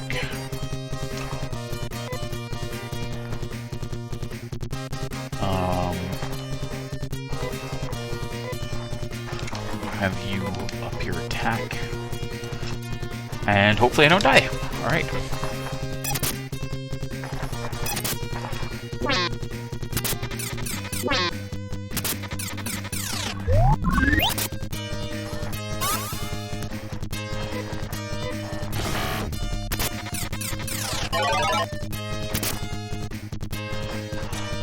Okay.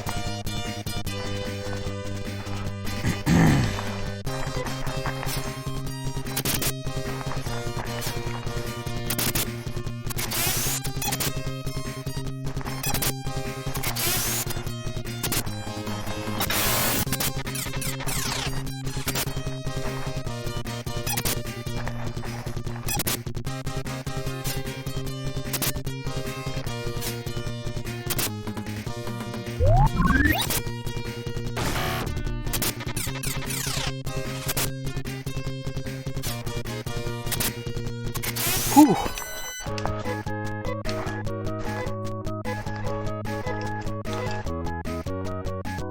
Okay.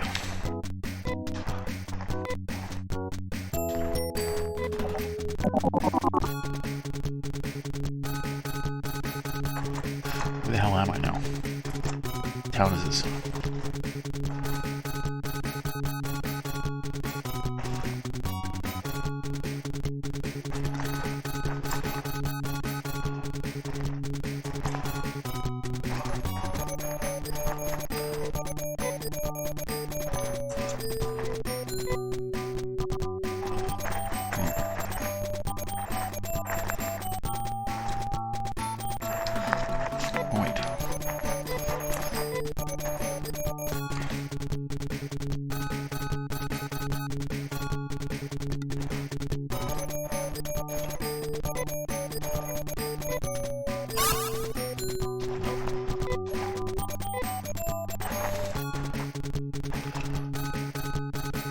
I don't remember which town this is.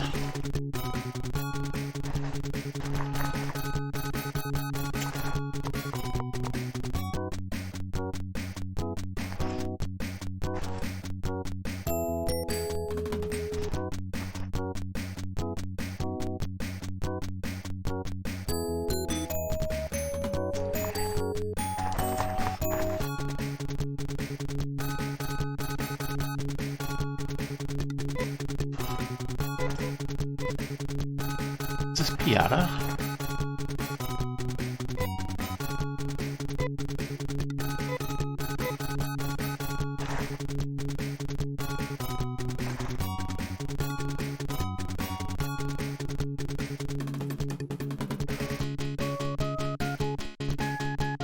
Let's see.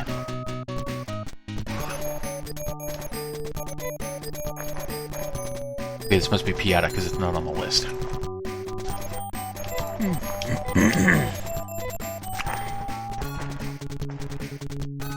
Actually, no.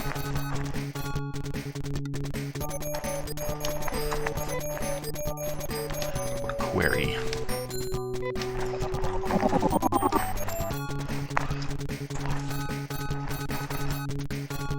Where is the save place? Because this town is closer to where I want to go. There it is.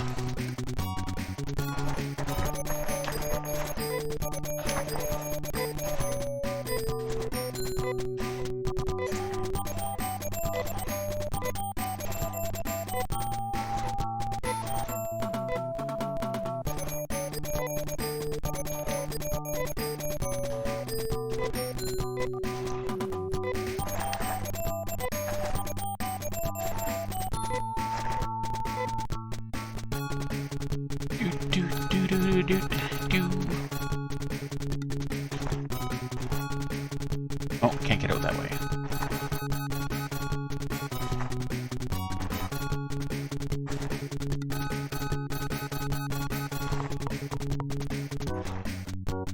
Another save.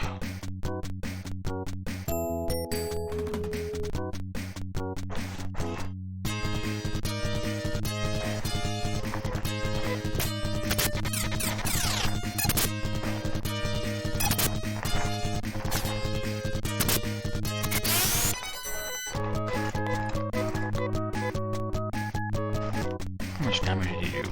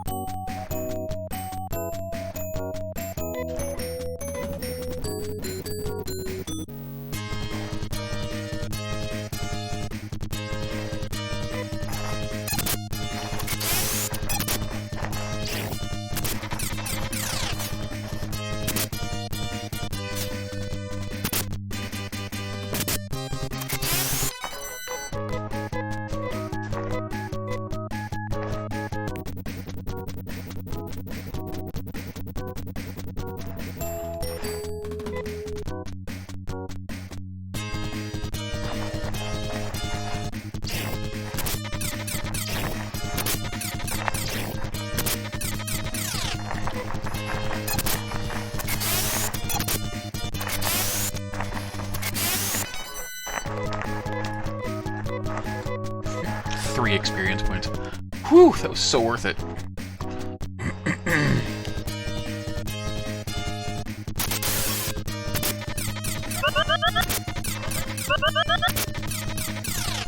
Ouch.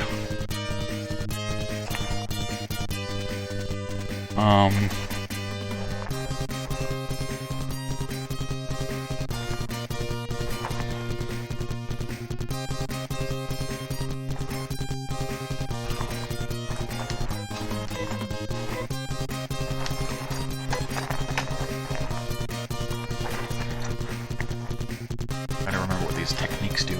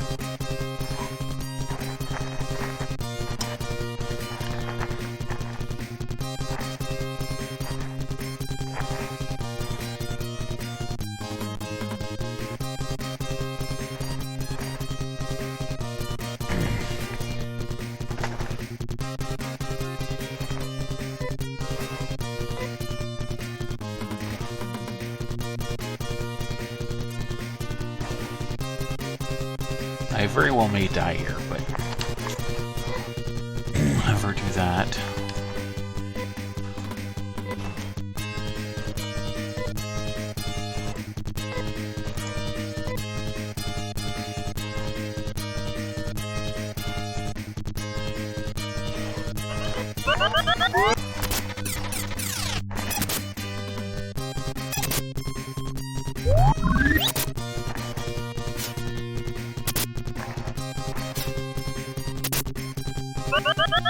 Shit.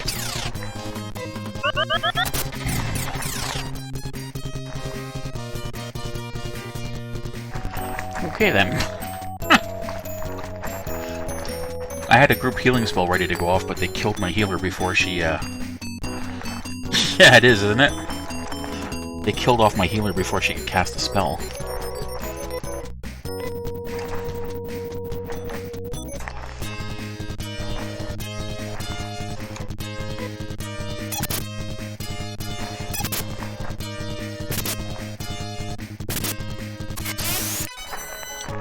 Yeah, it does, kinda.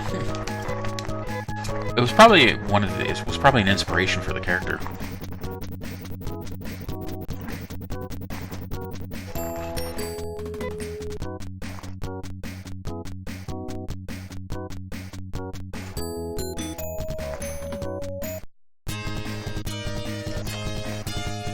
Oh, these guys.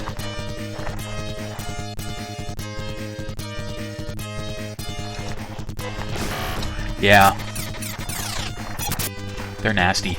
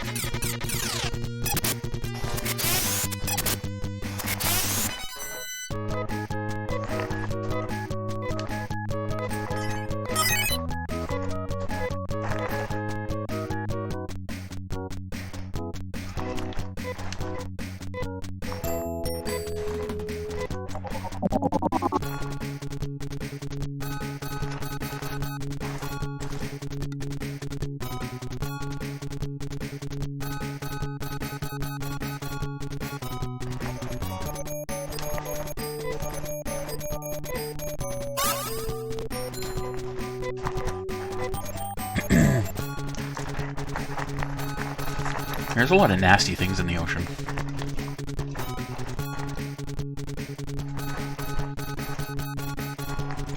Damn it! Get out of my way! Move it! I need... Thank you.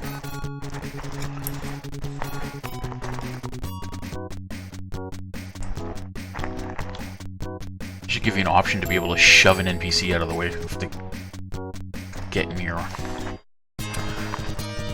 way like that.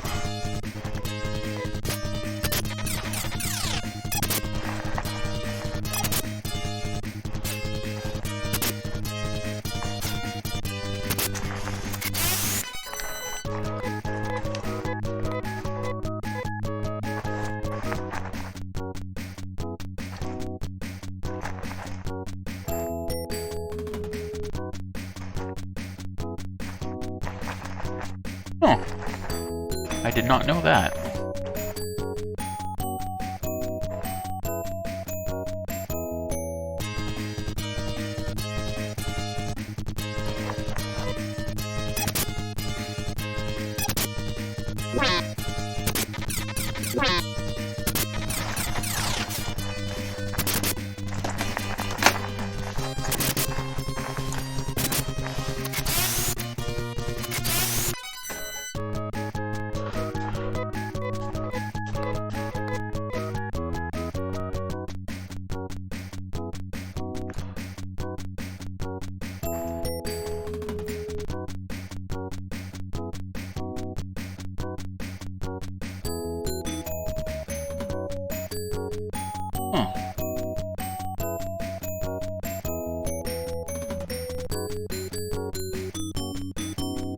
They don't sound like a lot of fun.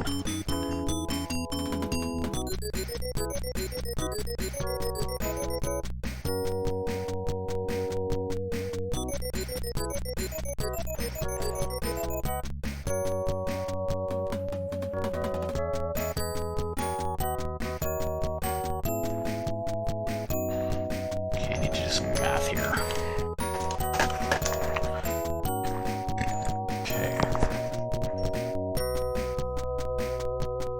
Acid shots and a titanium cape. 4,800 times 2. Titanium cape is 6,300. So I need 15,900.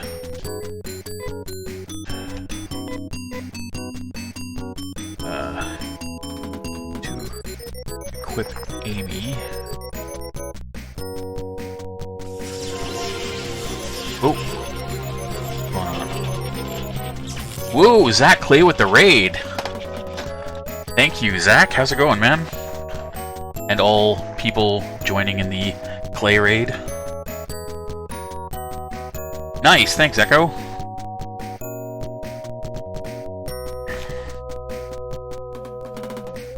I'm doing well, man, thanks. For anyone who's maybe not aware, Zach Clay is a member of the Our Vocalists.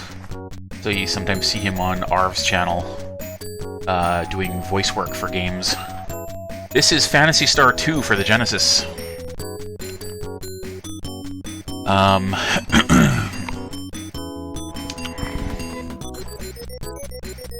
was it doing?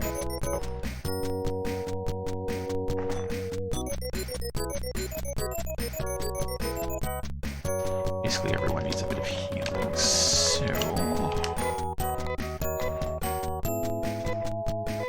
I'm just in the middle of grinding for some money so that I can get new equipment.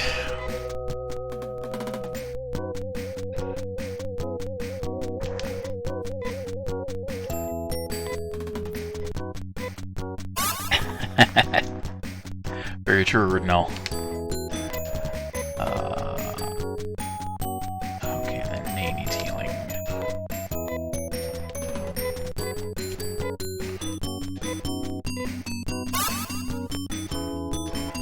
So now we are...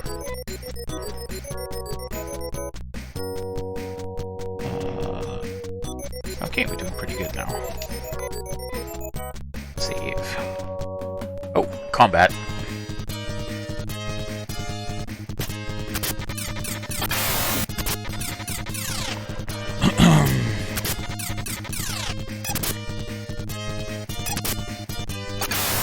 So you were playing Minecraft, Zach? I actually just got into playing that again like a couple of days ago.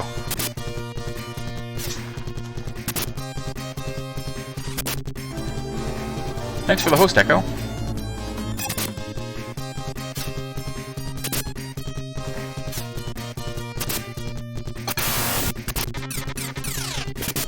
Oh, that's cool.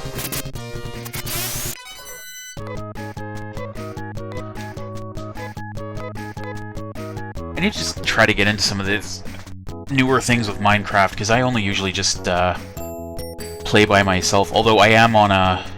I have a friend who has a Realm server that I play on sometimes, but I don't do much on there, because everybody else who's on there is way better at building crap than I am. Oh, I'll have to check that out. Thanks, Echo. But I've been seeing some of the gaming people on YouTube that I watch have been getting into Minecraft again lately, and it's been inspiring me to play it again.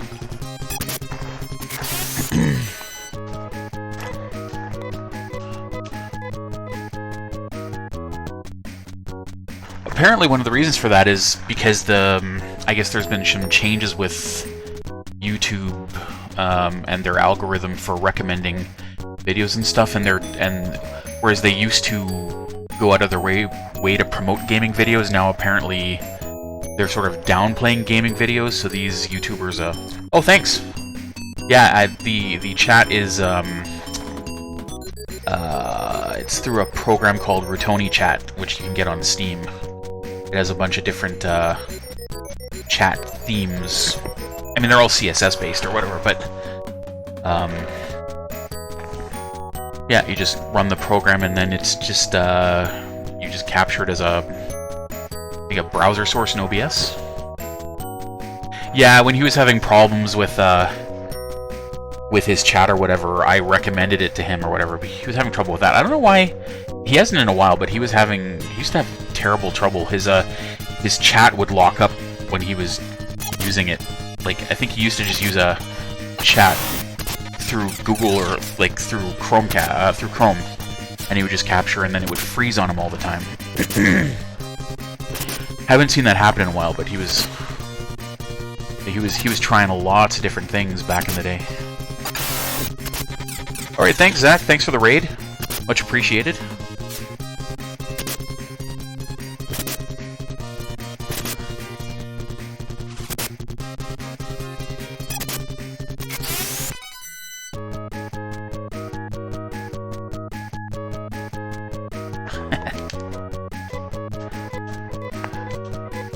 Ooh, I'm hurting.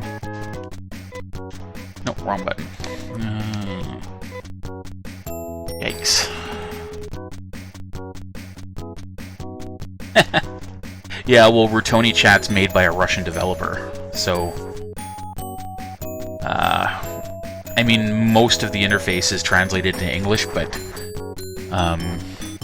there's still a couple of bits that aren't, and then, of course, if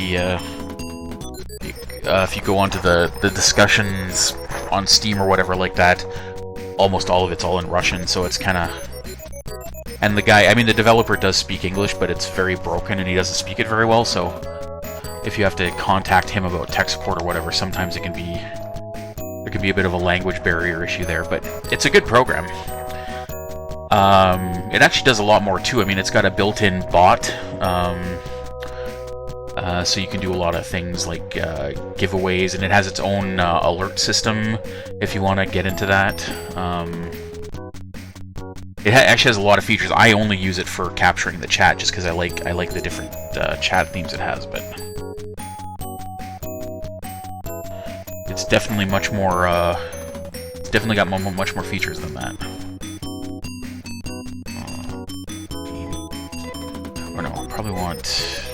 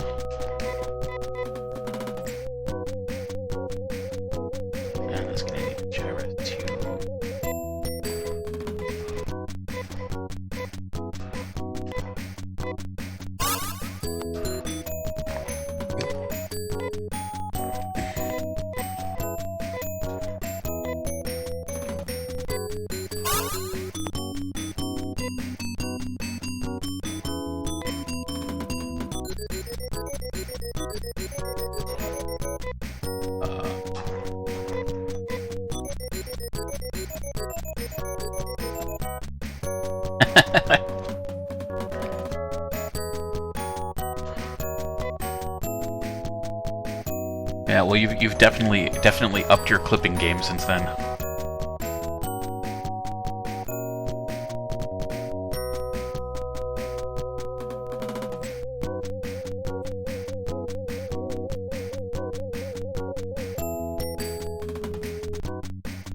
Can't go through there.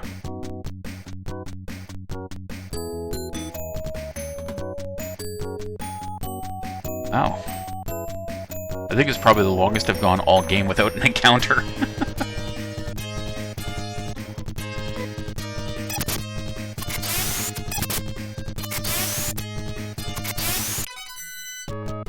Yeah, that's not a bad idea.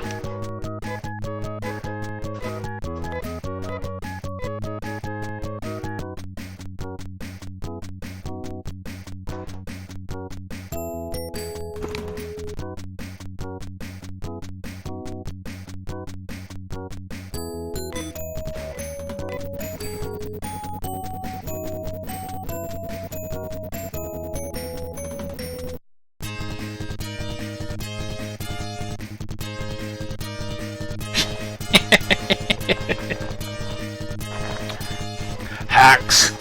Rigged.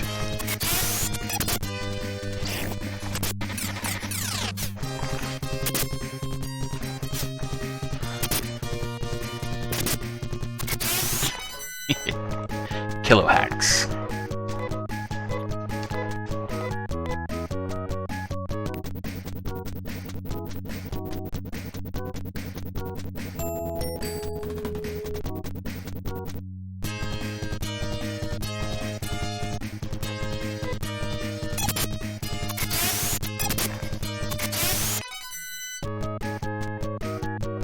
Oh yeah, I could do a kilo hacks emote.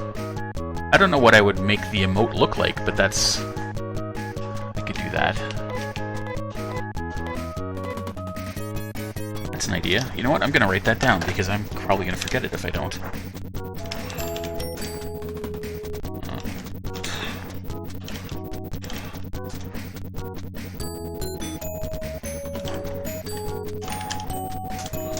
There.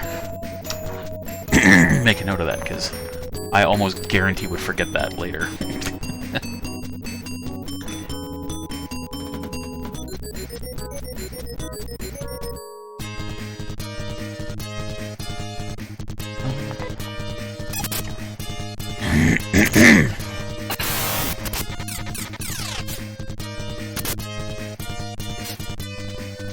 True.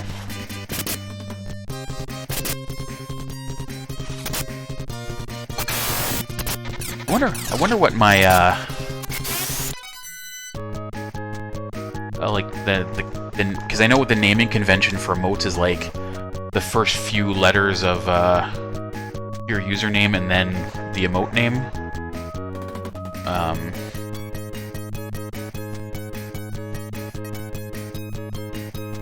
It's like 6 letters, so so I think mine's are probably going to be like Kilo B, and then whatever the emote name would be. It would be awesome if I could just make it Kilo, but I think it's going to put the B in there probably.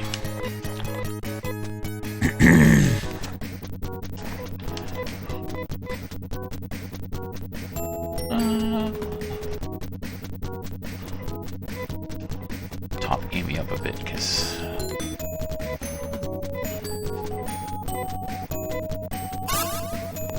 everybody else is close enough to full, I think. Save again.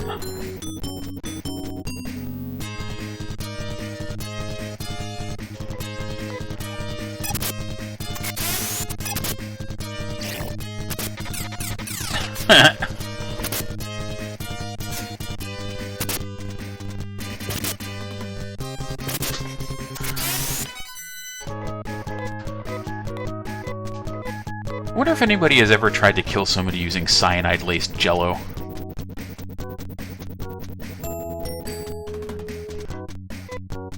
I don't know why I'm wondering that.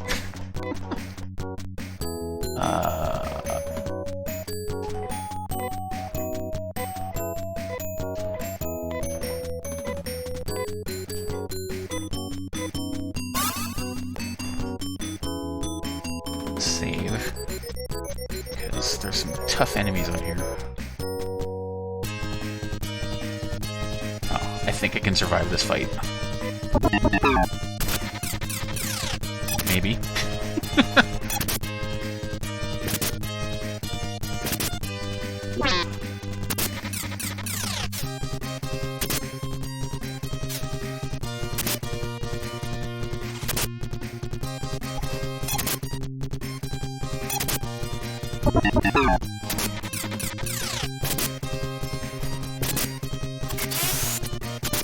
Ooh, they missed.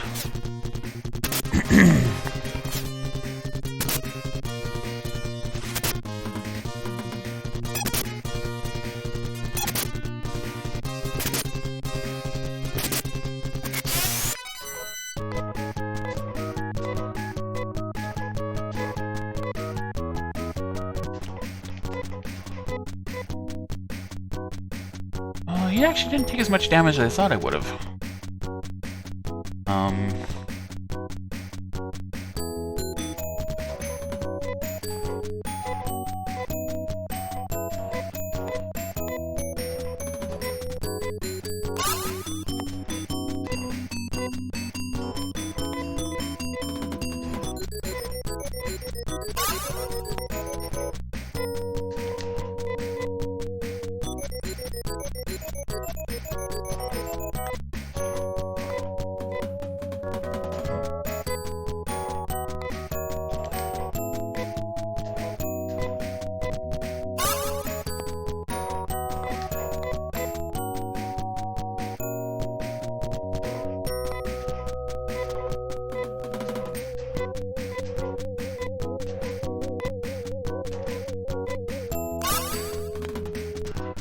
should be basically full. I'm not going to worry about the 6 hit points for Nay. Okay, let's see if we can get another not too hard combat.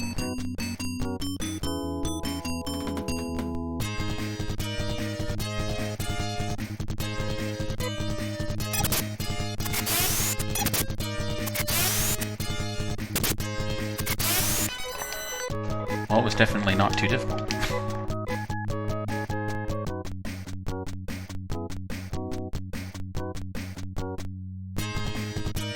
Oh, this one's going to be a bit tougher. Okay. I have to modify my strategy slightly here. I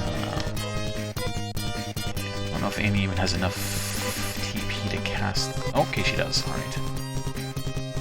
And then this is wind magic. Nail just fight Anna. I'll have her boost her attack. Right.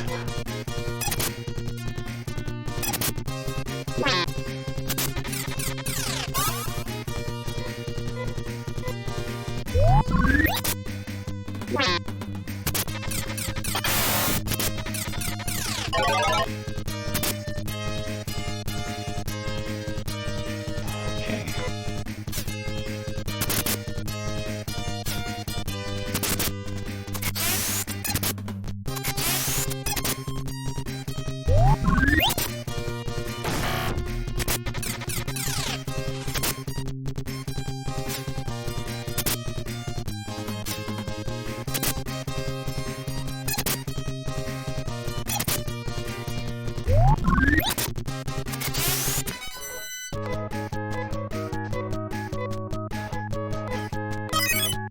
Nice.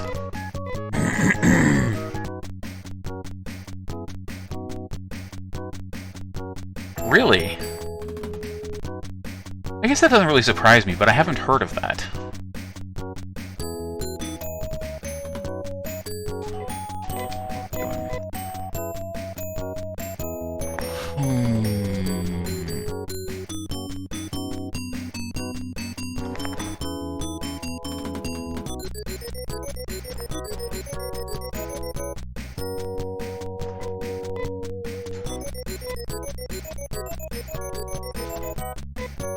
Huh, that is a show that I've never heard of. Dr. G, Medical Examiner.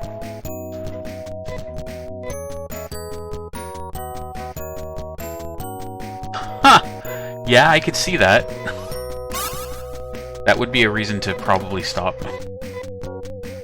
Don't want to inspire copycats.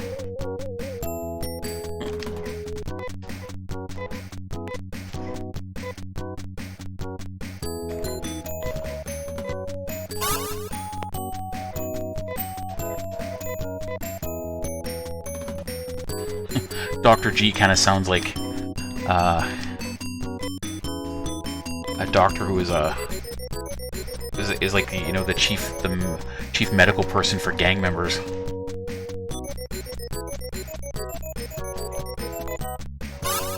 Yo, I'm Dr. G.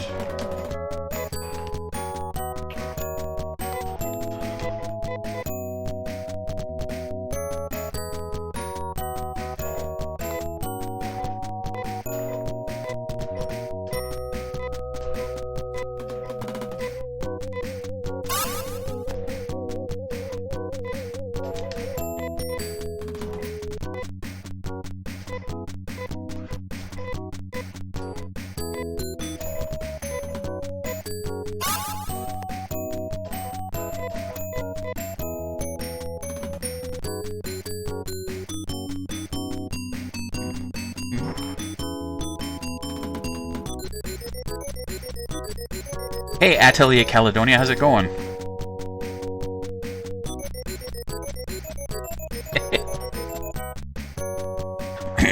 Welcome to the stream.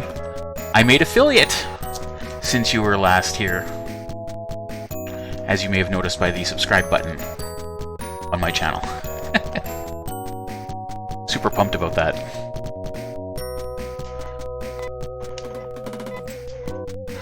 I am well. I am pretty well.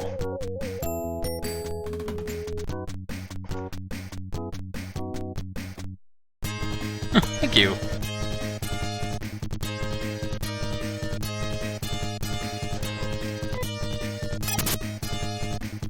I have 2 subscribers already.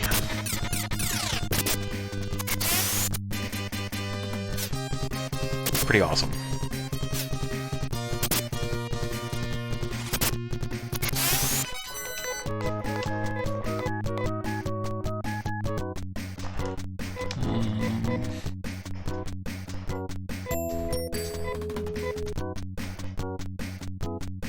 Actually, technically he wasn't. It turns out when I was looking at my event list on OBS, my friend Teshingen actually subscribed to me yesterday, but Arudinel was my first on-stream subscriber. So it's still an important milestone. Because off-stream subscribers, nobody sees those, right? I didn't even notice until afterwards.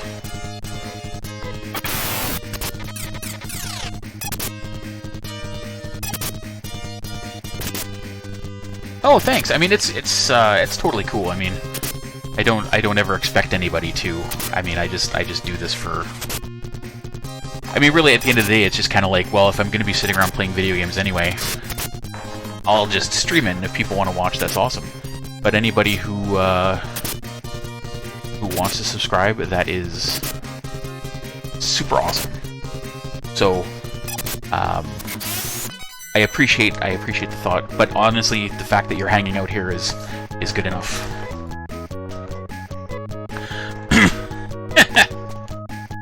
Meddling mods.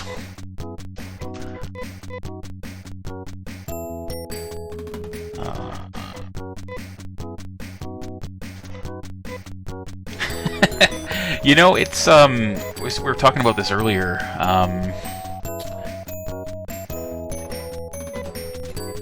Streaming is harder than it looks in some respects, but in some other ways, at the end of the day, you're still just basically just playing video games, right? I mean, it's the toughest part is that when you first get started, chances are you're not going to have anybody watching you, but you have to keep. Yeah, content matters too. But what you really want to do is that when you first get started, is get used to talking, even if there's nobody in your chat. Because what happens, because what can happen is if somebody happens to come into your channel, quite often, if somebody's just being silent and not talking, they'll lose interest. Unless whatever you're doing in the game is really riveting, they'll generally lose interest and they'll move on. So, but if they come in and you're talking, that'll sort of encourages them to engage. But talking when there's nobody there is very hard. It feels super awkward. And yeah, so I mean, and that's probably one of the toughest things for getting started.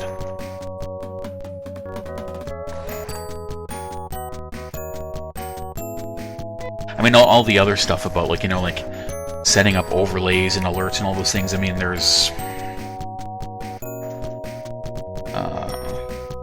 like I said.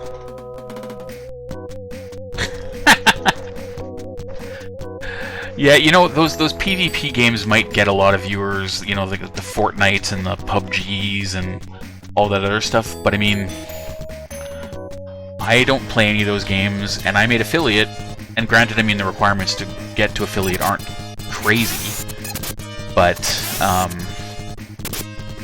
you know, there's a lot of streamers out there that aren't affiliates. So think what it does. I mean, the game might be what can attract people to come check you out in the first place, but your personality is probably what's going to make them stay.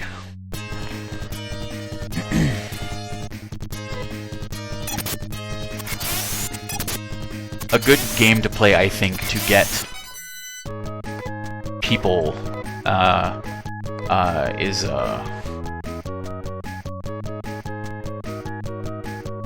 Twitch things. I've heard of that, but I don't actually really know what it is.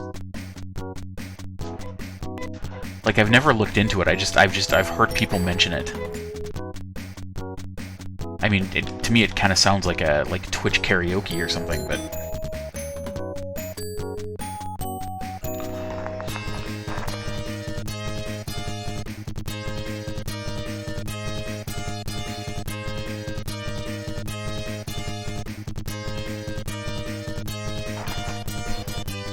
Oh, okay, so I was right.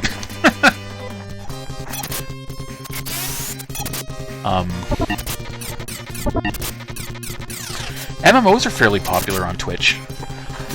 I've seen quite a few streamers that do like World of Warcraft and Elder Scrolls Online are two of the big ones that I see, and also some Final Fantasy XIV probably. I've seen a couple of those pop up in terms of MMOs. One guy that's been well, actually, he's a friend of yours. Actually, I think he streams Phantasy Star Online, right? And then uploads the videos to YouTube after, or to BitChute or whatever it was. Not YouTube. Yeah, Zach was streaming Minecraft. I'm actually thinking of doing some of that too, but.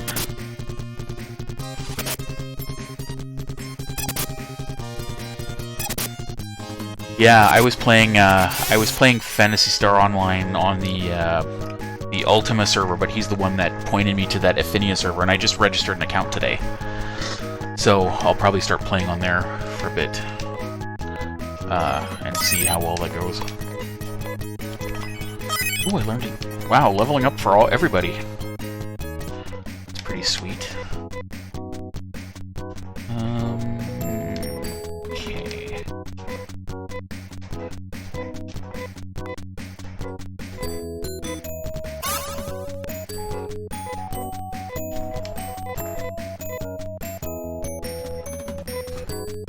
Okay.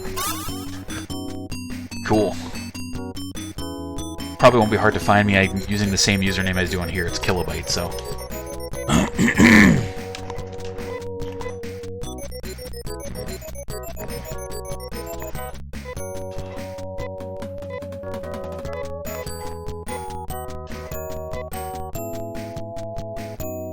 I don't have a host command. I should probably put one of those on there.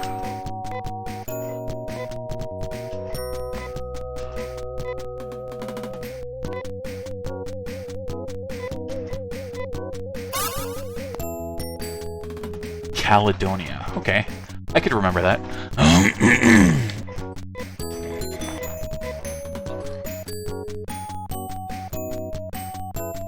Looks pretty good. There, quick save. I think I could probably survive maybe like one more combat if the enemies aren't too difficult before I need to head back and heal. Yeah. One of the things I like about Phantasy Star, I like the, trying to remember my character on the Ultima server. I think it's just a human. But when I played Phantasy Star Online back in the day on the GameCube, I had I think I had a HuCast. It's one of the cyborgs or androids or whatever the hell they are.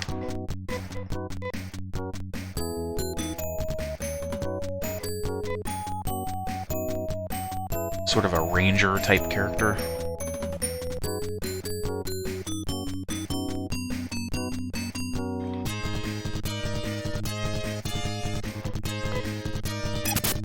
Actually, kind of too bad because I actually still have my Phantasy Star Online episode 1 and 2 disc for the GameCube, but Sega shut down the servers, so you can't play it anymore. I mean, there's fan-based servers, but I don't think you can log into those with the console versions. I think you can only do that with the PC.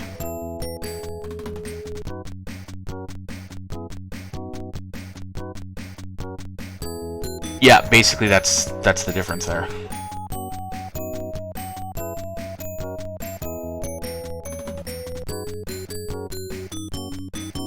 Writing's hard. I enjoy writing from time to time, but I get Actually, you know what? My problem isn't really so much ideas. I have a lot of ideas I could use for stories. My problem is actually fleshing them out into stories. I just sort of get like ideas for like, oh, it would be cool to write a story about da-da. But then when it actually comes to trying to take that and then make it into an actual story that's filled out with, you know, chapters and a beginning and a middle and an end and a narrative arc and all that other stuff, that's where I kind of trip up and run into problems. It's not so bad for me if I'm just doing it as like a short story maybe, but I've wanted to write longer stuff, and I have a really hard time with that.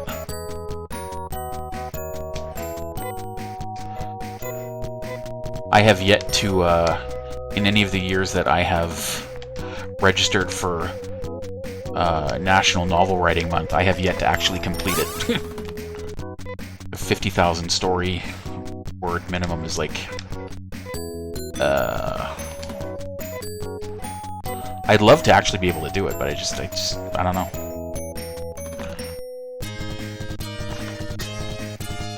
But then again, the ideas for my stories are also usually really weird.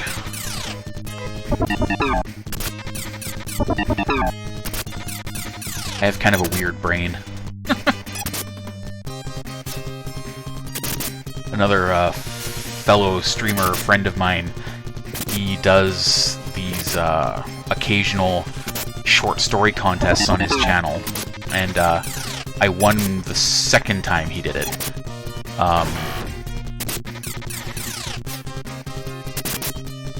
And I mean, so it worked out because it was all just like short stories, and usually as a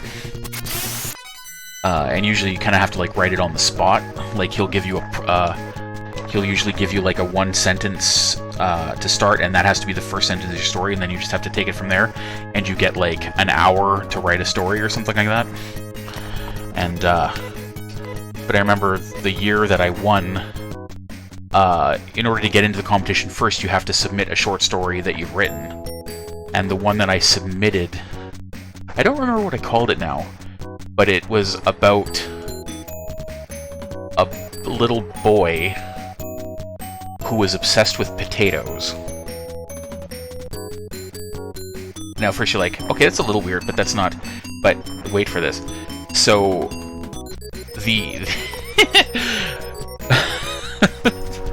Man, this is gonna make me sound like a psycho. So, but basically what ends up happening is that he's so obsessed with potatoes, he wants to be a potato. And one day, he decides it's time, so he wakes up super early for school. He gets himself ready, he goes into the bathroom, and he gets some of his mom's pills, and goes to school, and goes into the kitchen at the school cafeteria, takes a bunch of his mom's pills, wraps himself in tinfoil, and sticks himself in the oven.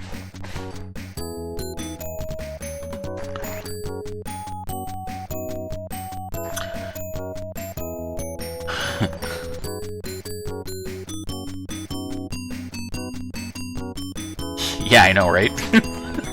Just ...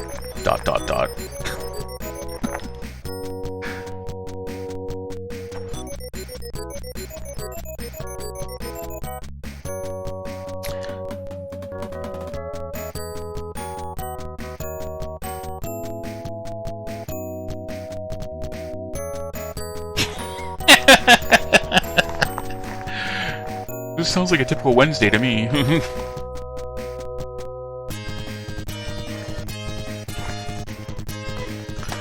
And the other thing was, I mean, it's kind of dark or whatever, but I wrote it, like the writing style I used was to sort of mimic the type of writing you'd see in a children's book.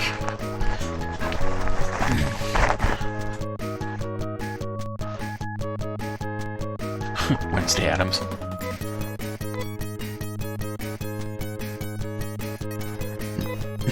Nice!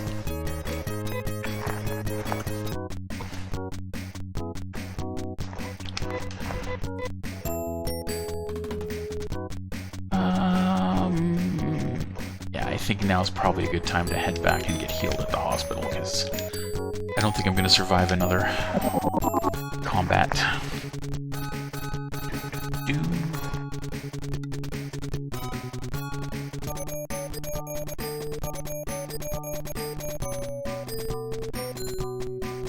Nice! Yeah, when I was younger, I used to... The fact that I write stuff like that now is not something new to me being an adult. I used to write stuff like that when I was younger, too, all the time. I was the one the teachers were always concerned about, because we would have art class or stuff like that. People, you know, some people would, like, draw rainbows or, like, a house or things like that, and then I'd draw, like, decapitated bodies and people getting stabbed in the head.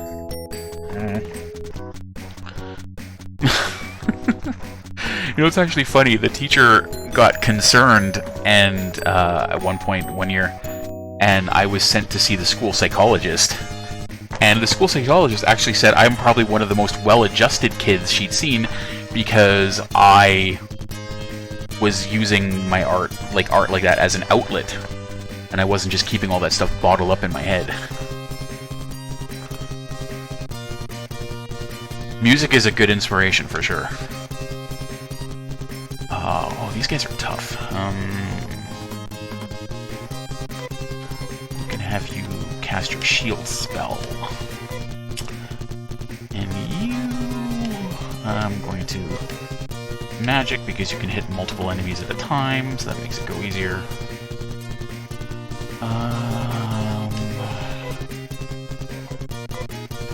You will buff your attack. Alright.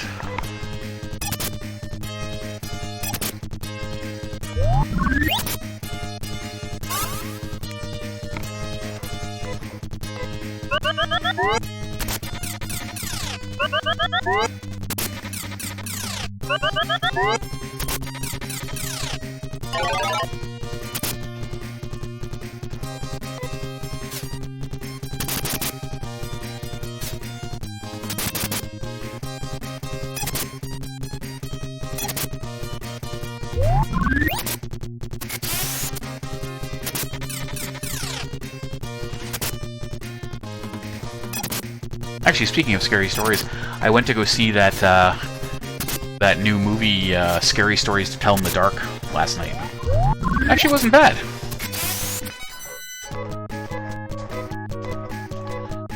I had all three of the books when I was younger. It was kind of cool.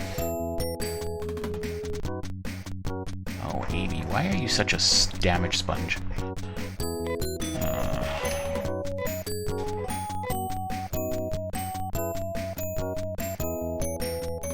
I know, right? From Alvin Schwartz. Yeah, what was it? Those Scary Stories to Tell in the Dark, more Scary Stories to Tell in the Dark, and then Scary Stories 3, Tales to Chill Your Bones, or something like that. I actually found out, I heard about this later. I think back in the... They did a reprint of those books back in, like, probably like the late 90s or early 2000s, and apparently... the artwork that was done in the original printing was they thought it was too disturbing or whatever, so they hired a new artist to redo the artwork. But I guess when people found out about it, they complained and they got a lot of backlash, so they ended up doing another reprint later with the original artwork again. But I gotta say, I seem to remember the artwork in those books was pretty... I mean, it was awesome. I loved it, but it was a little on the disturbing side. For a kid's book, maybe. But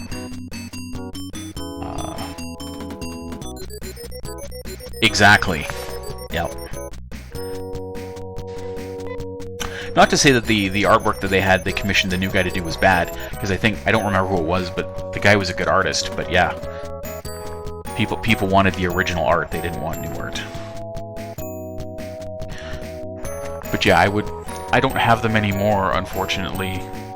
Somebody, a friend of mine, I can't remember why he wanted to, but he borrowed basically all of my books of scary stories and stuff. I had, like, I don't know, probably like 30 or 40 of them, and he borrowed them all, and then I never saw them again. Although, I think he still has them. I don't really talk to the guy anymore, so... I mean, I know, right?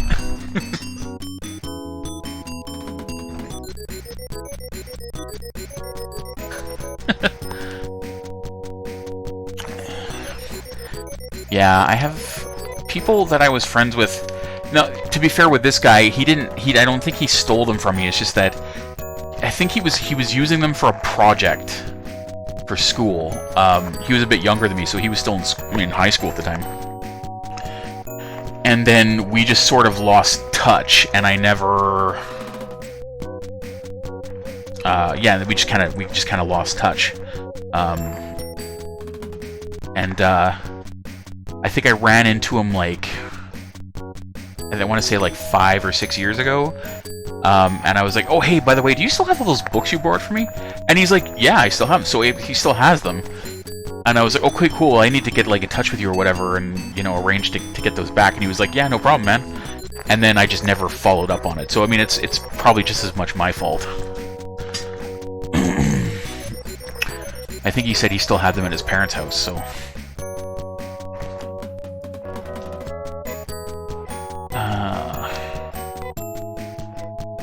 if that, from what he told me, back then still holds true, I could get them all back.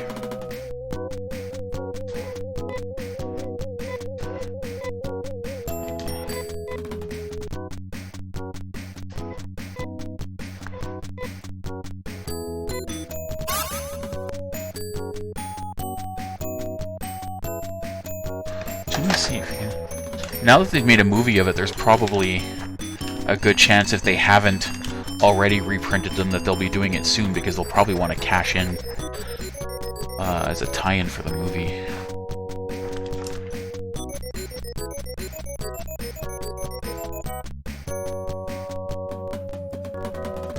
Huh. What do you know? Yeah, there's actually... you can actually get them in a box set now. With the classic art from Stephen Gammell. That's the name of the guy.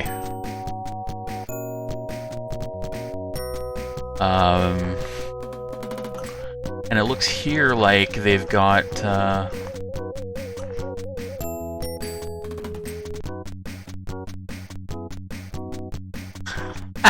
that's awesome. Kind of reminds me of me when I was a kid. I don't know what this would be in US, but I mean, I'm looking at the box set on Amazon right now. I'm in actually, no, this is Amazon.com.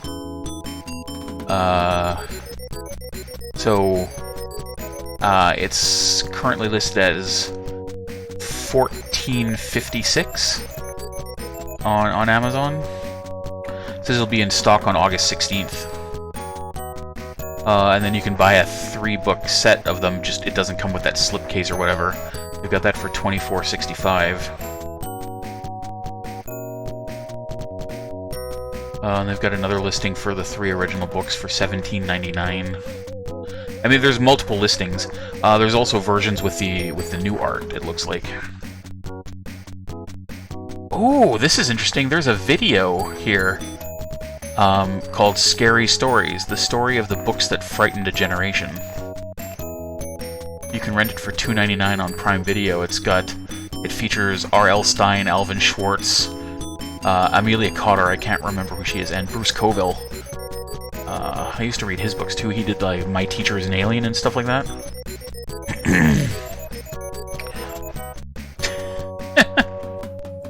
Yeah, probably.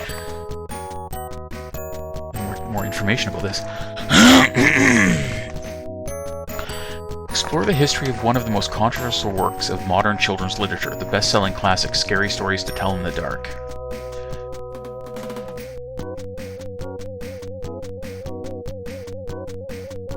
I wonder if that's available on Amazon Prime in Canada.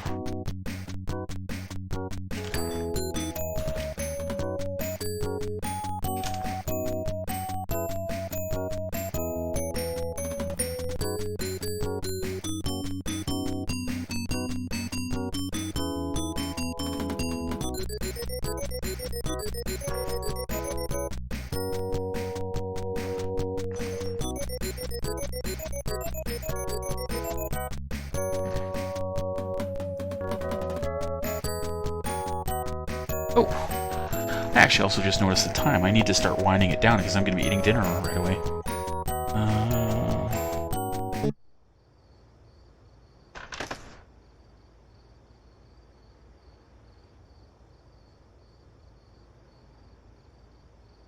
Ghost Next Door, I don't think I'm familiar with that one. Which order that in the meantime.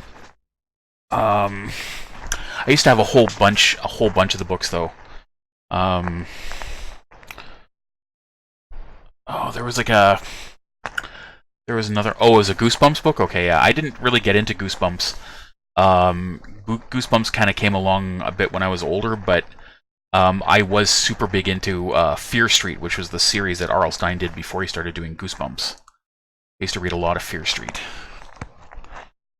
I used to read Christopher Pike novels. He was another one that did sort of like young adult stuff. There was a series of Friday the 13th young adult horror novels by this author whose name I can't remember off the top of my head. I had all those. I believe there was a couple of Halloween ones with Michael Myers, I think. Basically back in like the early to mid 90s, young adult horror fiction was a huge market.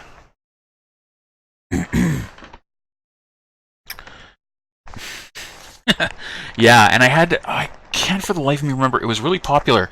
It was a book, and I think they might have come out with another one, but it was like,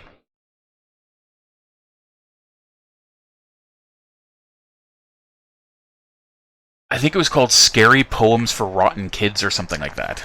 Is that a thing? Let me Google that.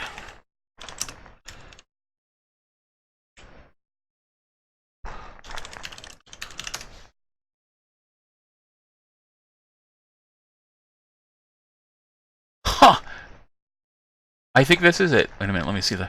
Yep! Yeah, that's it. I think there... Yeah, and there was a sequel that came out. I mean, it wasn't a huge book. It was only 32 pages or whatever, but it was another one of those things. It was all about... It was like all poems about bad, like, nasty things happening to, like, bad kids. Those ones were popular with people I was at school with, too.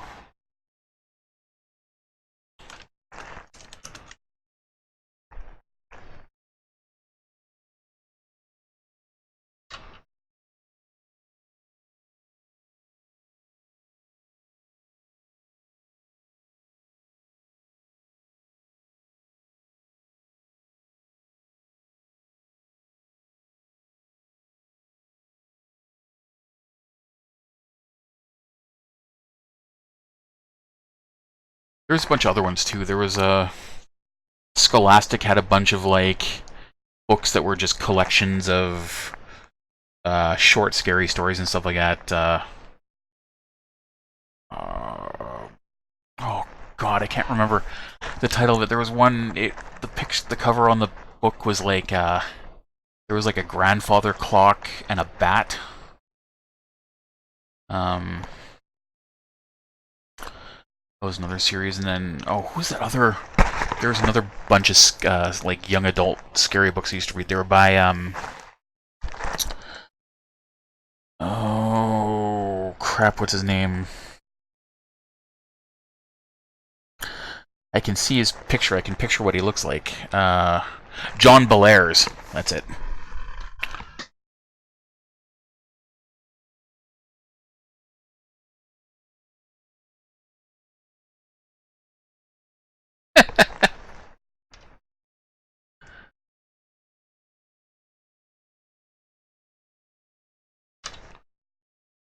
Scary Stories is available on DVD. But...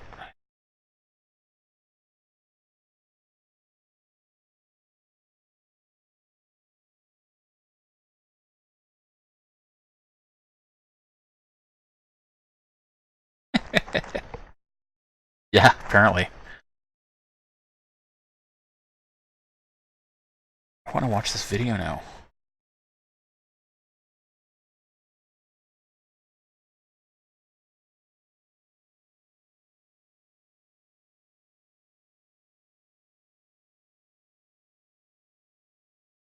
Doesn't look like you can rent it on Prime Video in Canada, though. I could buy the DVD, though. I don't really do DVDs anymore. I do everything pretty much... Are you having steak? I'm having pizza. There's a new place that opened up in my city. I don't know how long ago, but it's fairly recent.